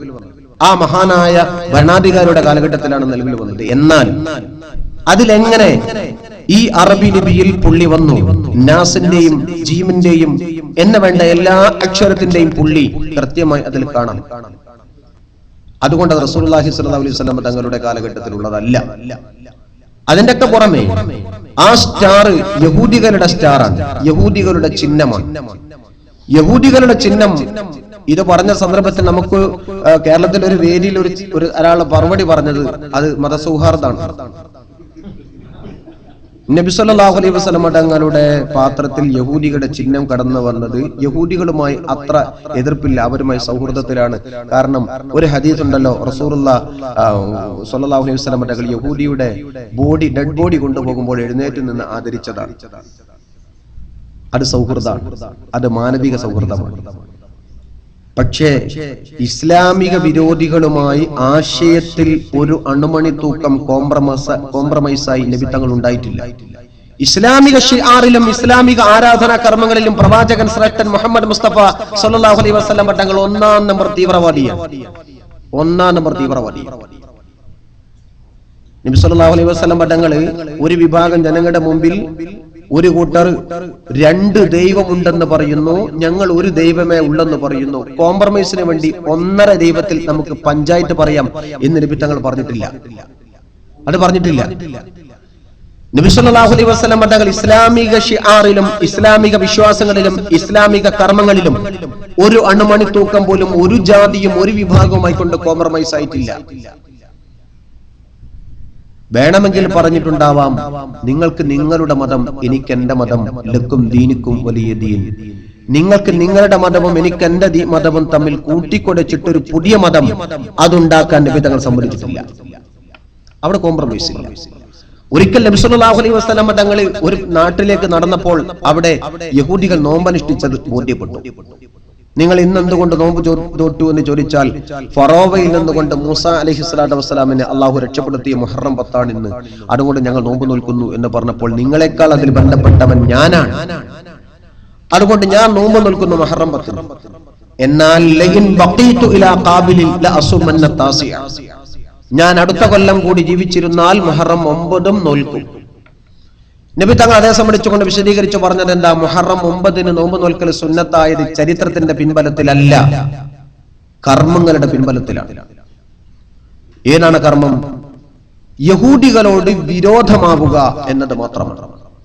ഒരാൾക്ക് മസ്അല പറയുന്നതനുസരിച്ച് ഒരാൾക്ക് നോമ്പ് നോൽക്കാൻ മുഹറം 9 ഒത്തില്ലെങ്കിൽ, മുഹറം 9 നോമ്പ് നോൽക്കാൻ ഒരാൾക്ക് പറ്റിയില്ലെങ്കിൽ മുഹറം 11 നോറ്റിട്ട് 2 നോമ്പ് നോൽക്കണം. എന്താ കാര്യം? അത് യഹൂദികളുടെ എതിരാവാൻ. യഹൂദികളുമായി ഒരു കോംപ്രമൈസിനും ആരാധനാ കാര്യത്തിലും ഷിആറിന്റെ കാര്യത്തിലും സംസ്കാരത്തിന്റെ കാര്യത്തിലും പ്രവാചകൻ കോംപ്രമൈസ് ആവാൻ പറഞ്ഞിട്ടില്ല സല്ലല്ലാഹു അലൈഹി വസല്ലം. അത്രം യഹൂദികളുടെ വിരോധം. തന്നെയുമല്ല, റസൂലുള്ളാഹിന്റെ കാലഘട്ടത്തിൽ ഒരുപക്ഷെ യഹൂദികൾ അത്രമാത്രം ശത്രുക്കളായില്ലെങ്കിലും ഈ കാലഘട്ടത്തിലെ ഇസ്ലാമിക സംസ്കാരത്തിന്റെ ഏറ്റവും വലിയ ശത്രു സിയോണിസ്റ്റുകളാണ്. ഈ ഷഡ്ഭുജ സ്റ്റാർ ഇന്ത്യൻ ദേശീയ പതാകയിൽ അശോക ചക്രം എങ്ങനെ സ്ഥാനം പിടിച്ചോ അത്ര കണ്ടുകൊണ്ട് ഇസ്രയേലിന്റെ ദേശീയ പതാകയിൽ ഈ ഷഡ്ഭുജ സ്റ്റാർ സ്ഥാനം പിടിച്ചിട്ടുണ്ട്. ഇസ്രയേലിന്റെ വെബ്സൈറ്റുകൾ സെർച്ച് ചെയ്താൽ കാണാൻ സാധിക്കും, അതിലൊക്കെ അവന്റെ എല്ലാ സൈറ്റും ആരംഭിക്കുന്നത് ഈ ചിഹ്നം കൊണ്ടാണ്. കുരിശ് ക്രിസ്ത്യാനികൾക്ക് എത്രമാത്രം പ്രിയമാണോ, ഓം ചിഹ്നം ഹിന്ദുക്കൾക്ക് എത്രമാത്രം പുണ്യമാണോ, അർദ്ധചന്ദ്ര നക്ഷത്രം മുസ്ലിം സമുദായത്തിന് എത്രമാത്രം അവന്റെ അനുഗ്രഹീതമാണോ, അതിനേക്കാൾ അപ്പുറത്ത് ഷഡ്ഭുജ സ്റ്റാർ യഹൂദികൾക്ക് അവന്റെ ചിഹ്നമായി ഉപയോഗിക്കപ്പെട്ടുകൊണ്ടിരിക്കുകയാണ്. ആ ചിഹ്നം എങ്ങനെ നബി തങ്ങളുടെ പ്ലേറ്റിൽ വരുന്നു, എങ്ങനെ ഈ പാത്രത്തിൽ വരുന്നു? അപകടമായി ഇത് ബോധ്യപ്പെടുന്ന മറ്റൊരു പശ്ചാത്തലമുണ്ട്. ഇതേ പാത്രം അഹമ്മദ് ഹസ്രജി എന്ന് പറയുന്ന അബുദാബിയിലെ കള്ളുകച്ചവടക്കാരൻ ആ പാത്രം നേരത്തെ മറ്റൊരാൾക്ക് കൊടുത്തിരുന്നു. അതാർക്കാ? റംസാൻ കദ്രേവ്. റംസാൻ കദ്രേവ് എന്ന് പറയുന്നത് ചെച്ചനിയുടെ പ്രസിഡന്റാണ്. മുസ്ലിം സമുദായത്തെ കൂട്ടക്കുരുതി നടത്തിയ, അക്രമം ഹോബിയായി സ്വീകരിച്ച ഒരു വേട്ടക്കാരനെ പോലെ ഞെളിഞ്ഞു നിന്ന് നടക്കുന്ന ആളാണ് റംസാൻ കദ്രേവ്. മുസ്ലിം എന്ന പേരെ അയാൾക്കുള്ളൂ, ഇസ്ലാമിന്റെ ബാലപാഠം പോലും അയാൾ പഠിച്ചിട്ടില്ല. ആ റംസാൻ കദ്രേവിന് ഇതേ അഹമ്മദ് ഹസ്രജി ഈ പാത്രം കൊടുത്തതാണ്. ആ പാത്രം തനിക്ക് കിട്ടി എന്ന മട്ടിൽ കൊട്ടിഘോഷിച്ചുകൊണ്ട് നടന്നിട്ടുണ്ടായിരുന്നു റംസാൻ കദ്രേവ്. ഈ റംസാൻ കദ്രേവും കാന്തപുരം എ പി അബൂബക്കർ മുസ്ലിയാരും അഹമ്മദ് ഹസ്രജിയും ഉല്ലാസയാത്ര നടത്തിയ ഫോട്ടോ നെറ്റിലൂടെ ലഭ്യമാണല്ലോ.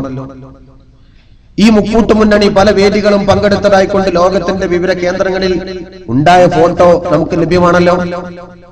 റംസാൻ കദ്രേവിന് ഈ പാത്രം അഹമ്മദ് ഹസ്രജി കൊടുത്തിട്ടുണ്ടെങ്കിൽ ഇതേ റംസാൻ കദ്രേവാണ് ലോക ചരിത്രത്തിൽ ഇസ്ലാമിക നവനാരി എന്ന ഭരണചക്രവർത്തിയായി ഇസ്രായേലിന് വേണ്ടി അനുകൂലമായി പറഞ്ഞ ഒരേ ഒരു വ്യക്തി. ഇസ്രായേലിന്റെ രാജ്യത്തിന് വേണ്ടി പറഞ്ഞ ഇസ്രായേലിന്റെ ഭരണം വേണം, ഇസ്രായേലിന്റെ പൂർണ്ണാധികാരം കൊടുക്കണം എന്ന് പറഞ്ഞ് ഫലസ്തീനികളെ കൊഞ്ഞനം കുത്തിയ ഒരേ ഒരു മുസ്ലിം നാമധാരിയായ ഭരണാധികാരിയാണ് റംസാൻ ഖദർ. ആ ഇസ്രായേൽ ചങ്ങാത്തം എത്രമാത്രം അപകടമുണ്ട് എന്ന് നമ്മൾ തൊട്ടറിയാം. നിങ്ങൾ എബൈ എന്ന് പറയുന്ന ഒരു വെബ്സൈറ്റിലേക്ക് പോയി നോക്കൂ.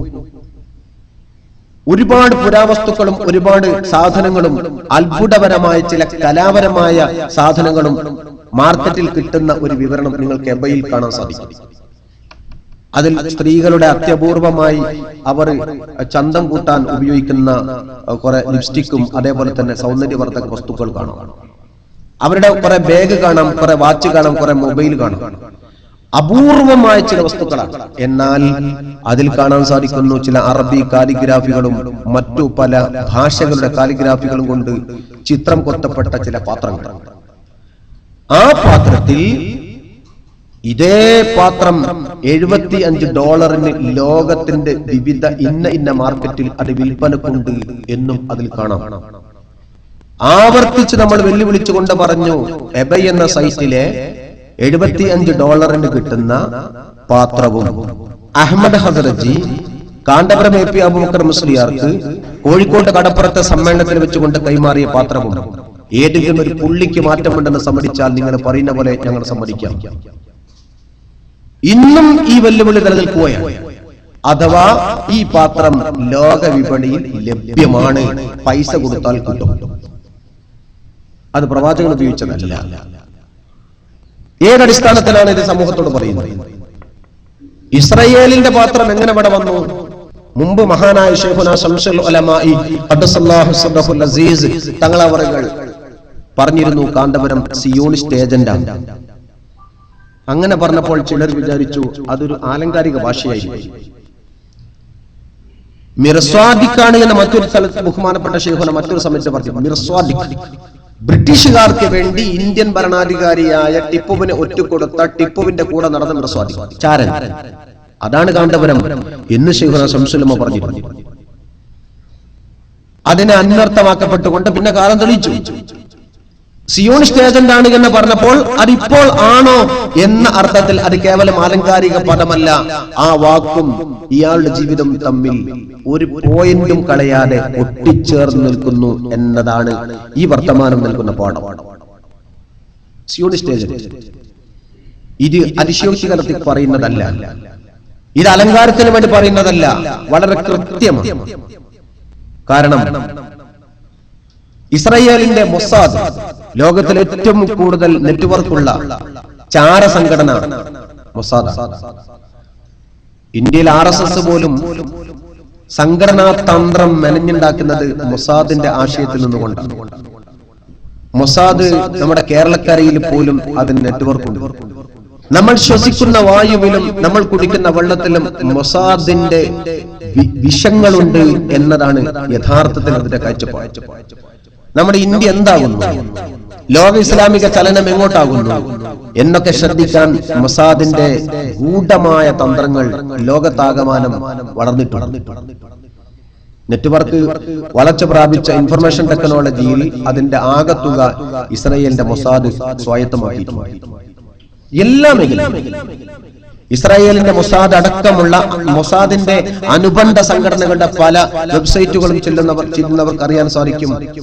അവരൊരു പ്രവചനം നടത്തുന്നു, അടുത്ത ഇന്ത്യൻ ലോക്സഭാ തെരഞ്ഞെടുപ്പിൽ, പാർലമെന്റ് തെരഞ്ഞെടുപ്പിൽ വിജയിക്കാൻ പോകുന്നത് നരേന്ദ്രമോദിയല്ല. നരേന്ദ്രമോദി പ്രധാനമന്ത്രിയാവില്ല, പക്ഷെ നരേന്ദ്രമോദി ശക്തനായ പ്രതിപക്ഷ നേതാവാകും. നരേന്ദ്രമോദി ശക്തനായ പ്രതിപക്ഷ നേതാവാകും. BJP ഏറ്റവും വലിയ കക്ഷിയാണ്. UPA ഗവൺമെന്റ് താൽക്കാലികമായി അധികാരത്തിൽ വരും. എന്നാൽ ശക്തനായ പ്രതിപക്ഷത്തിൽ നിന്നുകൊണ്ട് നരേന്ദ്രമോദിയുടെ ഓരോ വാക്കിന്റെ മുമ്പിലും UPA ഗവൺമെന്റ് പതറും. അവസാനം ഭരണം വീഴും. ഒരു ചെറിയ ഭൂരിപക്ഷത്തിലെ അവർ അതുവരെ ഭരിച്ചിട്ടുണ്ടാവും. ഒരു പാർട്ടി BJP മുന്നണിയിലേക്ക് മാറും. അങ്ങനെ നരേന്ദ്രമോദി ശക്തനായ പ്രധാനമന്ത്രിയാവും. പിന്നെ നടക്കുന്ന പാർലമെന്റ് തെരഞ്ഞെടുപ്പിൽ ബഹുഭൂരിപക്ഷത്തോടെ നരേന്ദ്രമോദി പ്രധാനമന്ത്രിയാവും. അത് ദീർഘനാളോളം ഇന്ത്യ ഭരിക്കും. അങ്ങനെ വരുമ്പോൾ നരേന്ദ്രമോദിയുടെ പരിഷ്കരണങ്ങളുടെ ഭാഗമായി ഗുജറാത്തിൽ നടത്തിയ പല പരിഷ്കരണങ്ങളും ഇന്ത്യയിൽ ആകമാനം ഉണ്ടാവും. ന്യൂനപക്ഷ സമുദായത്തിന്റെ പലതും അവിടെ തകർക്കപ്പെടും. ഹിന്ദുത്വ ഭരണത്തിന്റെ തുടക്കം നരേന്ദ്രമോദി കുറിക്കപ്പെട്ടു. ഈ നല്ല നാള് ഇന്ത്യക്ക് വരാൻ പോകുന്നു എന്നാണ് ഇസ്രായേലിന്റെ പല വെബ്സൈറ്റുകളുടെയും പ്രവചനം. Narendra Modi India ഭരിക്കണമെന്ന മോഹമാർഗ Israel. ആ ഇസ്രായേൽ, ആ നരേന്ദ്രമോദി അധികാരത്തിൽ വരണം എന്ന മോഹമുള്ളത് മുസ്ലിം പണ്ഡിതന്മാരെ ചില ആളുകളെ കൂട്ടുപിടിച്ചുകൊണ്ട് കുറെ നാളുകളായി നരേന്ദ്രമോദി ആവിഷ്കരിക്കുന്നു. നരേന്ദ്രമോദിയെ പ്രധാനമന്ത്രി സ്ഥാനത്തേക്ക് ഉയർത്തിക്കൊണ്ടുവരുന്നത് BJP ഇന്നോ ഇന്നലെയല്ല. പതിറ്റാണ്ടിന്റെ പഴക്കത്തിൽ അവർ ഉണ്ടാക്കിയ ഒരു ആശയമാണ് നരേന്ദ്രമോദിയെ മുന്നിൽ കൊണ്ടുവരിക എന്നത്. അതിന്റെ അടിസ്ഥാനത്തിൽ പല മുസ്ലിം പണ്ഡിതന്മാരെയും നരേന്ദ്രമോദി തന്റെ വലയിൽ കൊണ്ടുവന്നിട്ടുണ്ട്. ചില മുസ്ലിം പണ്ഡിതന്മാർക്ക് ചിലർക്കൊക്കെ അധികാരം, ചിലർക്കൊക്കെ പൈസ കിട്ടിയ പലരും പോകും. പണ്ട് കമ്മ്യൂണിസ്റ്റ് ഭരണകൂടം അധികാരത്തിൽ വരാൻ വേണ്ടി ലെനിന്റെ വിപ്ലവം നടത്തിയപ്പോൾ ഷാഹ് ചക്രവർത്തിമാരെ പരാജയപ്പെടുത്താൻ താൽക്കാലികമായി കൂട്ടുപിടിച്ചൊരു ചില മുസ്ലിം പണ്ഡിതന്മാരെയാണ്. എന്ന പോലെ നരേന്ദ്രമോദി ചില മുസ്ലിം പണ്ഡിതന്മാരെ കൂട്ടുപിടിച്ചിട്ട് ഉത്തരേന്ത്യയിൽ, കേരളത്തിൽ അല്ലെങ്കിൽ ദക്ഷിണേന്ത്യയിൽ നരേന്ദ്രമോദിക്ക് കൂടെ കിട്ടിയ ഒരേ ഒരു മുസ്ലിം പണ്ഡിതൻ കാന്തപുരം AP അബൂബക്കർ മുസ്ലിയാർ മാത്രമാണ്. നരേന്ദ്രമോദിയെ സംബന്ധിച്ചുകൊണ്ട് പത്രക്കാർ ചോദിക്കുന്നു, കാന്തപുരത്തോട് നിങ്ങളുടെ അഭിപ്രായം എന്താ നരേന്ദ്രമോദിയെ സംബന്ധിച്ച്? നരേന്ദ്രമോദി വികസനം ഉണ്ടെങ്കിൽ ഞങ്ങൾ അതിനെ എതിർക്കില്ല. നരേന്ദ്രമോദിക്ക് വികസനമുണ്ട്, നരേന്ദ്രമോദി വികസനം കൊണ്ടുവരുന്ന ആളാണ്. കൃഷിയുണ്ട്, റോഡുണ്ട്, ആശുപത്രി ഉണ്ടാക്കുന്നുണ്ട്, ഫാക്ടറികൾ ഉണ്ടാക്കുന്നുണ്ട്. അതുകൊണ്ട് നരേന്ദ്രമോദി എതിർക്കേണ്ടതില്ല എന്ന വ്യംഗ്യ ഭാഷയിൽ നരേന്ദ്രമോദിയെ സമ്മതിക്കുന്ന അവസ്ഥയിലാണ് കാന്തപുരം തന്റെ പ്രതികരണം നടത്തിയത്. മാറ്റി പറയാൻ ഇന്നേവരെ കാന്തപുരം തയ്യാറായിട്ടില്ല. നരേന്ദ്രമോദിയെ ആക്ഷേപിക്കാനും തയ്യാറായിട്ടില്ല. നരേന്ദ്രമോദി രംഗത്ത് വരണം എന്നത് ഈ അജണ്ടയുടെ ഭാഗമാണ്. അതൊക്കെ മറ്റൊരു വഴിക്ക് വെച്ചാൽ നരേന്ദ്രമോദിയിൽ നിന്നുകൊണ്ട് കാന്തപുരം AP അബൂബക്കർ മുസ്ലിയാർ കൈപ്പറ്റിയത് 5 കോടി രൂപയാണ്. നമ്മളത് പല വേദിയിലും ആരോപിച്ചു, പല വേദിയിലും നമ്മൾ ഉന്നയിച്ചു. ഇന്ന് വരെ നിഷേധിക്കാൻ ആരും തയ്യാറായിട്ടില്ല. ഞാൻ പല വേദിയിൽ വെച്ചുകൊണ്ട് അതൊരു വെല്ലുവിളി പോലെ പറഞ്ഞു, നിഷേധിക്കുന്നവർ കേസ് കൊടുക്കാൻ തയ്യാറുണ്ടോ? ആവർത്തിച്ചിപ്പോഴും പറയുന്നു, കാന്തപുരത്തിന്റെ നിലവിൽ കാന്തപുരം നരേന്ദ്രമോദിയുടെ ഗുജറാത്തിന്റെ ഫണ്ടിൽ നിന്നുകൊണ്ട് 5 കോടി വാങ്ങിയിട്ടുണ്ട് എന്ന് പറയപ്പെടുന്നു എന്നല്ല ഞാൻ പറയുന്നത്, എന്ന് പത്രങ്ങൾ പറയുന്നു എന്നല്ല പറഞ്ഞത്, എന്ന ആരോപണം നിലനിൽക്കുന്നു എന്നല്ല പറഞ്ഞത്. കാന്തപുരം നരേന്ദ്രമോദിയിൽ നിന്ന് 5 കോടി വാങ്ങി. ആവർത്തിച്ച് വെല്ലുവിളിച്ചപ്പോൾ ഖണ്ഡന പ്രസംഗത്തിൽ എതിർപ്പുള്ള ആളുകൾ തിരിച്ചു മറുപടി പറഞ്ഞപ്പോ ഇത് എന്തായാലും മറുപടി പറയണം എന്ന് പറഞ്ഞപ്പോ പറഞ്ഞ മറുപടി വാങ്ങിയിട്ടുണ്ടെങ്കിൽ ചെലവാക്കിയിട്ടുണ്ട് എന്ന് മാത്രം, അല്ലാതെ മറ്റൊരു വർത്താനം പറഞ്ഞിട്ടുണ്ട്. നിങ്ങൾക്ക് വേണമെങ്കിൽ നിങ്ങൾ വാങ്ങിക്കോ, ഷെയ്ഖുനാന്റെ കഴിവാണ്, അവരെ പൈസ വാങ്ങി അവർക്കെതിരെ തിരിയാ. അവർക്കെതിരെ തിരിയാന്നുള്ള വേറെ പറയണം. നരേന്ദ്ര അതാ ന്യായം, അതാ മസ്അല. അവരെ പൈസ വാങ്ങിയിട്ട് അവർക്കെതിരെ ചെലവഴിക്കുക. എന്താ എതിരെ എന്നുള്ളത് ഇതുവരെ ആരും കാണിച്ചിട്ടില്ല. 5 കോടിയെ കൈപ്പറ്റിയത് ഇത് അതിശയോക്തിയല്ല, വസ്തുതാപരം. സ്പെഷ്യൽ ബ്രാഞ്ച് ഉദ്യോഗസ്ഥന്മാരെടുത്ത കണക്കാണ്. സംഘടനാപരമായ യാതൊരു ബന്ധവുമില്ലെങ്കിലും ശ്രീധരൻപിള്ളയുമായുള്ള വ്യക്തിബന്ധത്തിന്റെ അടിസ്ഥാനത്തിൽ ഞാൻ ഈ പ്രസംഗം നടത്തിയപ്പോൾ ശ്രീധരൻപിള്ള എന്നെ വിളിച്ചു ചോദിച്ചു, നിങ്ങൾ ഇങ്ങനെ പ്രസംഗിച്ചു എന്ന് കേട്ടു, വളരെ കറക്റ്റാണ്, എവിടെ നിന്നാ കിട്ടിയത് വിവരം? വളരെ കറക്റ്റാണ്, എവിടെ നിന്നാ കിട്ടിയത് വിവരം? ഞാൻ പറഞ്ഞു, അയാൾ നിഷേധിക്കുമോ? എവിടെ നിഷേധിക്കുന്നു? നിഷേധിച്ചാൽ അന്ന് ഞാൻ പ്രസംഗം നടത്തും, കാരണം ഞാൻ മുഖേനയാണ് ആ ഫണ്ട് കൈമാറിയത്. ശ്രീധരൻപിള്ള പറഞ്ഞു, അത്രമാത്രം കൃത്യമായിട്ട് ഇയാൾ ഫണ്ട് വാങ്ങിച്ചു. സ്പെഷ്യൽ ബ്രാഞ്ച് ഉദ്യോഗസ്ഥന്മാർ മർക്കസിൽ ചെന്നെടുത്തുകൊണ്ട കണക്കാണ്, ഞാൻ പേര് പറയുന്നില്ല, ഒരു സ്പെഷ്യൽ ബ്രാഞ്ച് ഉദ്യോഗസ്ഥൻ കൃത്യമായി നമുക്ക് തന്ന കണക്കാണ്. എന്ത് ബന്ധമാണിത്? 5 കോടി നരേന്ദ്രമോദി വാങ്ങുക. ആ നരേന്ദ്രമോദി ഇത്രമാത്രം കൂട്ടക്കശാപ്പ് നടത്തിയിട്ടും അതൊക്കെ മറച്ചു വെച്ചുകൊണ്ട് അയാൾ വികസനം കൊണ്ടുവന്നാൽ ഞങ്ങൾ അതിനെ എതിർക്കില്ല എന്ന് പറയും. നരേന്ദ്രമോദി അങ്ങ് ഹിമാലയത്തിന്റെ മുകളിൽ നിന്നുകൊണ്ട് പാൽപായസം ഒഴുക്കുന്നു കന്യാകുമാരി വരെ എന്ന് പറഞ്ഞാലും ഒരു മുസ്ലിം ആ വിഷത്തിന്റെ ഒരു തുള്ളി പോലും കുടിക്കില്ല. അത്രമാത്രം വിഷവിത്താണ് നരേന്ദ്രമോദി. മുസ്ലിം സമുദായത്തെ ഇത്രമാത്രം കൂട്ടക്കശാപ്പ് നടത്തിയ മറ്റൊരു ഭരണാധികാരിയുണ്ടോ ലോകത്തിൽ?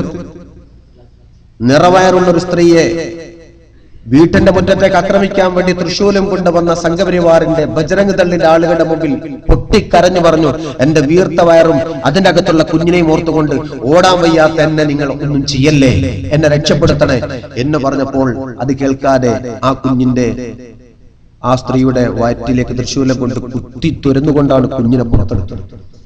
തൃശൂലത്തിൽ നാട്ടി കരയിലിട്ട് പിടക്കുന്ന മത്സ്യം പിടക്കുന്ന പോലെ തൃശൂലത്തിൽ കിടന്ന കുഞ്ഞു പിടഞ്ഞു മരിച്ചു. പൊട്ടി വാർന്നൊഴുകുന്ന ചോര മൈൻഡ് ചെയ്യാതെ ആ സ്ത്രീ വാവിട്ടുകൊണ്ട് കരഞ്ഞു, എന്റെ കുട്ടിക്ക് വേണ്ടി. ഒടുക്കം ആ മയ്യത്ത് ആ ഉമ്മയുടെ ദേഹത്തേക്ക് എറിഞ്ഞു കൊടുത്തു. കെട്ടിപ്പിടിച്ച് കരയുമ്പോൾ മണ്ണെണ്ണൊഴിച്ചുകൊണ്ട് ജീവനോടെ രണ്ടിനെയും ചുട്ടു കൊന്നവന നരേന്ദ്രമോദിയുടെ ബജരംഗത്തിൽ. മറക്കാറായോ ഇന്ത്യൻ മുസ്ലിമീങ്ങൾക്ക് ക്രൂര ചരിത്രം? നരേന്ദ്രപാണ്ഡ്യ എന്ന് പറയുന്ന പ്രദേശത്ത് 350ഓളം വരുന്ന മുസ്ലിമീങ്ങൾ ഓടി ഒരു സ്ഥലത്ത് അഭയം പ്രാപിച്ചപ്പോ ഓടാൻ കഴിയാതെ കെട്ടിപ്പിടിച്ച് കരയാനല്ലാതെ മറ്റൊന്ന് ആവാത്ത തളർന്നു പോയ അവരുടെ ദേഹത്തേക്ക് ടാങ്കർ ലോറിയിൽ പെട്രോൾ പമ്പ് ചെയ്തുകൊണ്ടാണ് അവരെ കുളിപ്പിച്ചത്. പെട്രോളിൽ തീ കൊടുത്തുകൊണ്ട് ആ കുടിയിലിട്ടുകൊണ്ട് 350 മുസ്ലിമീങ്ങളെയും ചുട്ടുകൊന്നു നരേന്ദ്രമോദിയുടെ ബജരംഗത്തിൽ. ശരിക്കാൻ ആർക്കും സമയമായി. എന്നെ കൊല്ലല്ലേ എന്ന് പറഞ്ഞുകൊണ്ട് രണ്ട് കൈയും കേർത്ത് വെച്ചുകൊണ്ട് പൊട്ടിക്കരഞ്ഞ ഖുതുബുദ്ദീൻ അൻസാരിയുടെ ചിത്രം മറന്നുപോയ മുസ്ലിമിന്റെ മനസ്സിൽ നിന്നുകൊണ്ട് കോൺഗ്രസുകാരനായ അൻസാരിയെ തന്തൂരി റൊട്ടി ചുടുന്ന അടുപ്പിലിട്ടുകൊണ്ടല്ലേ സംഘപരിവാർ ചുട്ടുകൊന്നത്? അതൊക്കെ ഗുജറാത്തിന്റെ ചരിത്രമല്ലേ? നരേന്ദ്രമോദി വന്നാൽ ഗുജറാത്തിന്റെ പരിഷ്കരണം ഉണ്ടാകുമെന്ന് പറയുന്നത് ഏതാ? മുസ്ലിം സമുദായത്തെ ജീവനോടെ ചുട്ടു കൊല്ലുന്ന ഏറ്റവും വൃത്തികെട്ട ട്രാക്കുളായിസം, ഏറ്റവും ഫാഷിസ്റ്റ് നിലപാട് അതല്ലേ നരേന്ദ്രമോദി കൊണ്ടുവരിക? അയാളെ കുറിച്ചുകൊണ്ട് ഒരു മുസ്ലിമിന് ഏറ്റവും വലിയതായി ചെയ്യാവുന്നത് പ്രാർത്ഥിച്ചുകൊണ്ട് അയാളെ തകർക്കുക എന്നതാണ്. രണ്ടാമതൊരവസരം നമുക്ക് ഏറ്റവും വലിയ ബോംബ് ബാലറ്റ് പേപ്പറാണ്. അതൊരവസരം കിട്ടിയാൽ നരേന്ദ്രമോദി എങ്ങനെയെങ്കിലും എന്റെ ഒരു വോട്ട് കൊണ്ട് അയാളൊന്ന് തകർക്കാൻ കഴിയുമെങ്കിൽ ഞാനത് ചെയ്യുമെന്നല്ലേ മുസ്ലിമിന്റെ മനസ്സിലുണ്ടാവുക? ആ സമയത്ത് പത്രക്കാർ ചോദിക്കുമ്പോൾ പറയേണ്ടത് എന്താ? നരേന്ദ്രമോദിയെ സംബന്ധിച്ച് നിങ്ങളുടെ അഭിപ്രായം എന്തെന്ന് ചോദിച്ചാൽ നരേന്ദ്രമോദിയെ പല്ലും നഖവും വെച്ചുകൊണ്ട് ഞങ്ങൾ എതിർക്കും പറയണ്ടേ? നരേന്ദ്രമോദി ഇന്ത്യയുടെ പ്രധാനമന്ത്രിയാകുന്നത് പോലെ ശാപം ഇന്ത്യക്ക് മറ്റൊന്നില്ല പറയണ്ടേ? ഇന്ത്യ രക്ഷപ്പെടണമെന്ന് ആഗ്രഹിക്കുന്ന ഒരു മുസ്ലിം നരേന്ദ്രമോദിയെ സമ്മതിക്കാൻ കഴിയില്ല പറയണ്ടേ? പറയുന്നതിന് പകരം എന്താ പറഞ്ഞത്? അയാൾ വികസനം കൊണ്ടുവരുന്നുണ്ടെങ്കിൽ ഞങ്ങൾ അതിനെ എതിർക്കുന്നില്ല. ഇതാർക്ക് വേണ്ടിയാ? ഇതല്ലേ മിർസാദിഖ്? ഇതല്ലേ ഈ നരേന്ദ്രമോദി വരണമെന്ന് പറയുന്നത് ഇസ്രായേലാണ്. ഈ നരേന്ദ്രമോദി വരണമെന്ന് പറയുന്നത് ഇസ്രായേലാണ്. ആ ഇസ്രായേലിന്റെ ചിഹ്നമുള്ള പാത്രമാണ് റംസാൻ ഖദരവിന് അഹമ്മദ് ഹദ്രജ് കൊടുത്തതെങ്കിൽ അതേ അഹമ്മദ് ഹദ്രജ് കാന്തപുരത്തിന് കൊടുത്തതും ഇതേ ഇസ്രായേൽ പ്രൊഡക്റ്റ്. അപ്പൊ ഇത് എവിടത്തോളം ഈ നെറ്റ്വർക്കിന്റെ ശൃംഖല ബന്ധപ്പെട്ട് കിടക്കുന്നുണ്ട്? ഇന്ത്യൻ ഡ്രാക്കുളയായ സാക്ഷാൽ നരേന്ദ്രമോദിക്ക് വേണ്ടി പ്രവർത്തിക്കുക, അത് ആത്യന്തിക ലക്ഷ്യം ഇസ്രായേലിന്റെ വളർച്ച. അതിനു വേണ്ടി ഇസ്രായേൽ ഉപയോഗപ്പെടുത്തുന്നത് ആരൊക്കെയാ? റംസാൻ ഖദരവിനെയും കാന്തപുരത്തെയും അതേപോലെ തന്നെ അഹമ്മദ് ഹദ്രജിയെയും. ഇതൊക്കെ റിമോട്ട് കൺട്രോൾ ഇസ്രായേലാണ്. ഇന്ത്യ ആര് ഭരിക്കണമെന്ന് തീരുമാനിക്കുന്നത് ഇസ്രായേലാണ്. അതുകൊണ്ട് ഈ ഇസ്രായേലിന്റെ പ്രൊഡക്റ്റോ കളിപ്പാവയോ ആയി മാറാൻ കാന്തപുരത്തിന് അറിഞ്ഞോ അറിയാതെയോ കൂട്ടുനിൽക്കുകയാണ്. ഒരുപക്ഷെ അയാൾക്ക് അറിയില്ല എന്ന് പറയേണ്ട. എന്റെ അഭിപ്രായത്തിൽ കൃത്യമായി ആൾ അറിഞ്ഞുകൊണ്ടാണ്, അല്ലാതെ പണം കിട്ടണം ഇതേ ലക്ഷ്യം. ഈ അടിസ്ഥാനത്തിൽ നിന്നുകൊണ്ടാണ് ഈ കാര്യത്തെ നമ്മൾ നോക്കിക്കാണുക. ഷെയ്ഖുന എന്നോ നമുക്ക് തന്നിട്ടുള്ളൊരു പ്രവചനമാണ്. ഇപ്പൊ ഷെയ്ഖുനൊക്കെ ഞങ്ങളാളാന്നാ പറയുന്നത്. ശംസുൽ ഉലമ ഞങ്ങളാളാണ്, കണ്യത്ത് ഉസ്താദ് ഞങ്ങൾ എന്നോ ആളാണ്. എത്രത്തോളം അവകാശവാദം ഇവിടേത് പോകുന്നു. ഷെയ്ഖുന ശംസുൽ ഉലമ ഖദ്ദസല്ലാഹു സിറഹുൽ അസീസ് തങ്ങൾ ഒരിക്കൽ പറഞ്ഞിട്ടുണ്ട്, ബഹുമാനപ്പെട്ട മുട്ടു ജിഫ്രി തങ്ങളും മുളവണ്ണ കാരിമിയും സാക്ഷിയാണ്. ഫാത്തിമ ഹോസ്പിറ്റലിൽ വെച്ചുകൊണ്ട് മരണമാസന്നമാകുന്നതിന്റെ മരണം വന്നതിന്റെ ഒരാഴ്ച മുമ്പ് പറഞ്ഞു. ഷെയ്ഖുനയോട് ചോദിക്കുകയാണ്, വഫാത്താവുന്ന ചില വാർത്തകൾ ബഹുമാനപ്പെട്ട ഷെയ്ഖുന അവതരിപ്പിച്ചു. സമസ്തയുടെ സ്ഥലം രജിസ്റ്റർ ചെയ്യുന്ന കാര്യം വരെ ചെയ്തു. അത് സമസ്തക്ക് വരക്കൽ മുല്ലക്കോയ തങ്ങൾ അന്ത്യവിഷമം കൊള്ളുന്ന മക്കാമിന്റെ തൊട്ടടുത്തുള്ള സ്ഥലം അവർ വിൽക്കുന്നുണ്ട് കണ്ടപ്പോൾ അത് സമസ്ത വാങ്ങിയേ തീരൂ, കാരണം അത് സമസ്തക്ക് വേണം എന്ന് പറഞ്ഞ് സമസ്തയുടേതാക്കി ഷെയ്ഖുന അവിടെ അന്ത്യവിഷമം കൊള്ളുന്ന ആഗ്രഹം വരെ പ്രകടിപ്പിച്ചുകൊണ്ടാണ് വഫാത്താകുന്നത്. ഈ വർത്തമാനങ്ങളൊക്കെ വഫാത്താകുന്നതിന്റെ ഒരാഴ്ച മുമ്പേ നടക്കുകയാണ്. ആ സമയത്ത് ബഹുമാനപ്പെട്ട ശംസുൽ ഉലമയോട് കുട്ടി ഹസൻ ദാരിമിയും ജിഫ്രി മുത്തുക്കോയ തങ്ങൾ മുളവണ്ണ ദാരിയും ഒക്കെ ഇരിക്കവേ അവൽപ്പെട്ട ഒരാൾ ചോദിച്ചു, ഷെയ്ഖുനയുടെ ജനാസ കാണാൻ വരുന്ന ആളുകൾ ഉണ്ടാകുമല്ലോ, ആ കൂട്ടത്തിൽ കാന്തപുരൊക്കെ വന്ന് എന്ത് ചെയ്യും? ഷെയ്ഖുന പറഞ്ഞ മറുപടി, രണ്ടാൾക്ക് എന്റെ ജനാസ കാണാൻ പറ്റില്ല. രണ്ടാൾക്ക് എന്റെ ജനാസ കാണാൻ പറ്റില്ല. ഒന്ന് ഉള്ളാൾ തങ്ങൾക്കും മറ്റൊന്ന് കാന്തപുരം. വ്യക്തമായി പറഞ്ഞു, കിനായത്തായിട്ടല്ല, വ്യക്തമായി പറഞ്ഞു. ഉള്ളാൾ തങ്ങൾ എന്റെ ജനാസ കാണണ്ട, കാന്തപുരം എന്റെ ജനാസ കാണണ്ട. മുത്തു തങ്ങൾ ചോദിച്ചു, ജിഫ്രി മുത്തുക്കോയ തങ്ങൾ ചോദിച്ചു, ഉസ്താദ് വഫാത്തായി കഴിഞ്ഞാൽ, ഷെയ്ഖുന വഫാത്തായി കഴിഞ്ഞാൽ അവർ രണ്ടാളും വന്നാൽ കാണിക്കില്ല എന്ന് പറയാൻ പറ്റില്ല. കാണിക്കണ്ടേ? അവർ കാണാൻ വേണ്ടി വന്നാൽ കാണില്ല എന്ന് പറയാനോ തടയാനോ പറ്റില്ലല്ലോ. അവർ വന്നാലോ എന്ന് ചോദിച്ചപ്പോൾ പറഞ്ഞു, ഞാൻ പറഞ്ഞത് തങ്ങളെ, എന്റെ ജനാസ കാണാൻ അവർക്ക് പറ്റില്ല എന്ന്. അത് പറഞ്ഞ വഫാത്തായി. വഫാത്തായ സന്ദർഭത്തിൽ ഷെയ്ഖുന വഫാത്താകുമ്പോൾ കാന്തപുരം അമേരിക്കയിലാണ്. ഒരുവിധം ഗൾഫ് നാട്ടിലൊക്കെ ആണെങ്കിൽ മൂപ്പര് വരാൻ കഴിയും, പക്ഷെ അമേരിക്കയില്ല, വരാൻ പറ്റില്ല. ഉള്ളാൾ തങ്ങൾ കണ്ണിന് ഓപ്പറേഷൻ ചെയ്ത് കിടപ്പില്ല. വന്നാലും കാണാൻ പറ്റില്ല. ആ അവസ്ഥയിൽ ഷെയ്ഖുന വഫാത്തായി. എന്തെല്ലാം ആക്ഷേപങ്ങൾ നമ്മളെ പറ്റി. ഞാൻ ആരെയും കുറ്റപ്പെടുത്തല്ല, മരണപ്പെട്ട ഒരാളെയും ആക്ഷേപിക്കാൻ നമ്മളോട് തയ്യാറുമല്ല. പക്ഷെ ഷെയ്ഖുനായെ ആക്ഷേപിച്ച് നടക്കുന്ന ആളുകളുണ്ട്. ബഹുമാനപ്പെട്ട മഹാനായ പാറന്നൂർ ഉസ്താദ് നവറല്ലാഹു മർഖദ വഫാത്താകുന്ന സന്ദർഭത്തിൽ 3 വട്ടം കലിമത്ത് തൗഹീദ് ഉച്ചരിച്ചുകൊണ്ടാണ് മരിച്ചത്. പാറന്നൂർ ഉസ്താദിന്റെ ജീവിതത്തെ പറ്റി അറിയാലോ നിങ്ങൾക്കൊക്കെ. വീട്ടിലേക്ക് കയറുന്നവർ ഉമ്മറപ്പടിയിൽ കയറണമെന്നുണ്ടെങ്കിൽ തലന്ന് കുടിക്കണം, എന്നാലേ അകത്തേക്ക് കയറാൻ പറ്റും. കാരണം അത്രയും താഴെയാണ്, ഓട് താഴ്ന്നു നിൽക്കുന്നത്. സമസ്തയുടെ ഖജാൻജി, കോടികളുടെ ആസ്തിയുള്ള പ്രസ്ഥാനത്തിന്റെ താക്കോൽ സൂക്ഷിപ്പുകാരന്റെ വീട് ഇത്രയും ചെറുതാണ്. അതാണ് നിസ്വാർത്ഥ സേവനം സമസ്തയുടെ ആലിമ്യങ്ങളുടേത് കാണാൻ നമുക്ക് കഴിയുന്നത്. അകത്തൊരു പടിയുടെ മേലെ നിസ്കരിക്കാറുണ്ടായിരുന്നു. പോകുന്നവർക്കറിയാം, പടിയിൽ കയറിയാൽ ഒരു ഭാഗത്തെ പ്ലാസ്റ്റിക്കിന്റെ കാറും ഒരു തല കെട്ടുള്ള ആ കാറ് തൊടും. നോക്കിയാൽ അതെന്താ? ഷെയ്ഖുന വഫാത്താകുന്നതിന്റെ കുറച്ചു മുമ്പ് വരെ നിന്നാണ് ഫർദ് നിസ്കാരം, സുന്നത്ത് നിസ്കാരവും നിർവഹിച്ചിരുന്നത്. നിൽക്കുന്ന സമയത്ത് പിടുത്തം കിട്ടാൻ വേണ്ടി ഇവിടെ പിടിച്ചു തൂങ്ങാറുണ്ടായിരുന്നു. അതിനാണ് ഒരു കയറ് കെട്ടി തൂക്കിയത്. അതാണ് ബഹുമാനപ്പെട്ട ഷെയ്ഖുന പാറന്നൂർ ഉസ്താദ്. അള്ളാഹുമായുള്ള ഏറ്റവും വലിയ ബന്ധം. ഷെയ്ഖുന വഫാത്തായ സന്ദർഭത്തിൽ മഹാനായ പാറന്നൂർ ഉസ്താദിന്റെ ജനാസ 25 തവണയാണ് നേതൃത്വം നൽകപ്പെട്ടുകൊണ്ട് നടന്നത്. അള്ളാന്റെ തൗഫീഖ് കൊണ്ട് 20 തവണ നടന്നപ്പോഴും ഞാൻ തൊട്ടടുത്തിട്ടുണ്ട്. ബഹുമാനപ്പെട്ട ഷെയ്ഖുന കോയക്കുട്ടി ഉസ്താദ് ജനാസ നിസ്കാരത്തിന് നേതൃത്വം നൽകിയ സന്ദർഭത്തിൽ ജനത്തിരക്ക് കാരണമായിക്കൊണ്ട് മുമ്പിലൂടെ വന്ന ഒരു സാധാരണക്കാരൻ പെട്ടെന്ന് ജനാസ ഒന്ന് കാണട്ടെ എന്നോർത്തുകൊണ്ട് മൂടിപ്പെട്ട ആ കഫംപുടവ പെട്ടെന്ന് മാറ്റി. അതൊരു ക്യാമറയിൽ പെട്ടു. അത് സന്ദർഭത്തിന് അടർത്തിയെടുത്ത് നാട് മുഴുവൻ ഇവർ പ്രചരിപ്പിച്ചു. ഷെയ്ഖുനയുടെ ജനാസ തുറന്നിട്ടുകൊണ്ട് സമസ്തന്റെ പ്രസിഡന്റ് നിസ്കരിച്ചു. പേരോണ്ട പ്രസംഗത്തിൽ ഉടനീളം അതാ വിശദീകരിച്ച് നമ്മൾ പറഞ്ഞു, ഇതാ സംഭവം. പക്ഷെ ഒരു കാര്യം വളരെ വ്യക്തമാണ്, തെറ്റായ കാര്യമല്ല, പൂർണ്ണത എത്തിയില്ല എന്ന് മാത്രം. ഫോട്ടോ വെച്ചത് ഈ സമയത്ത് മാത്രം. അല്ലെങ്കിൽ ആയിരക്കണക്കിന് ആലിമീങ്ങൾക്കാർക്കും തിരിയാതെ പോവുക, കഫൻ ചെയ്യാതെ നിസ്കരിക്കാൻ പാടില്ല. എന്നാൽ ഒരു കാര്യം ഞാൻ ആക്ഷേപിച്ചുകൊണ്ട് ആരെയും പറയല്ല. ബഹുമാനപ്പെട്ട സമസ്തയുടെ ഉലമാ മരണപ്പെട്ടിട്ട് മുഖം തുറന്നു വെക്കാൻ പറ്റാത്ത രൂപത്തിൽ ഒരാളും വഫാത്തായിട്ടില്ല. എവിടെയും ആ മുഖം തുറന്നു വെക്കാവുന്ന രൂപത്തിലാണ് സമസ്തയുടെ ഉലമാ വഫാത്തായത്. അത് മാത്രമാണ് അതിന്റെ മഫ്ഹൂമ് മുഖാലഫ. നിങ്ങൾ കൂട്ടി വായിച്ചാൽ അതിന്റെ മറ്റർത്ഥം നിങ്ങൾ കൂട്ടി വായിച്ചാൽ മതി. സമസ്തയുടെ ഉലമാ വഫാത്തായിട്ട് അവരുടെ മുഖം തുറന്നു വെക്കാൻ പറ്റാത്ത രൂപത്തിൽ വികൃതമാക്കപ്പെട്ടിട്ടില്ല. അത് സമസ്തയുടെ ഉലമാന്റെ യോഗ്യതയാണ്. ശംസുലമ കാഫർ എന്ന് പറഞ്ഞവരുണ്ട്, ശംസുലമയെ ആക്ഷേപിച്ച് പറഞ്ഞവരുണ്ട്, ശംസുലമയെ അധിക്ഷേപിച്ചുകൊണ്ട് പറഞ്ഞവരുണ്ട്.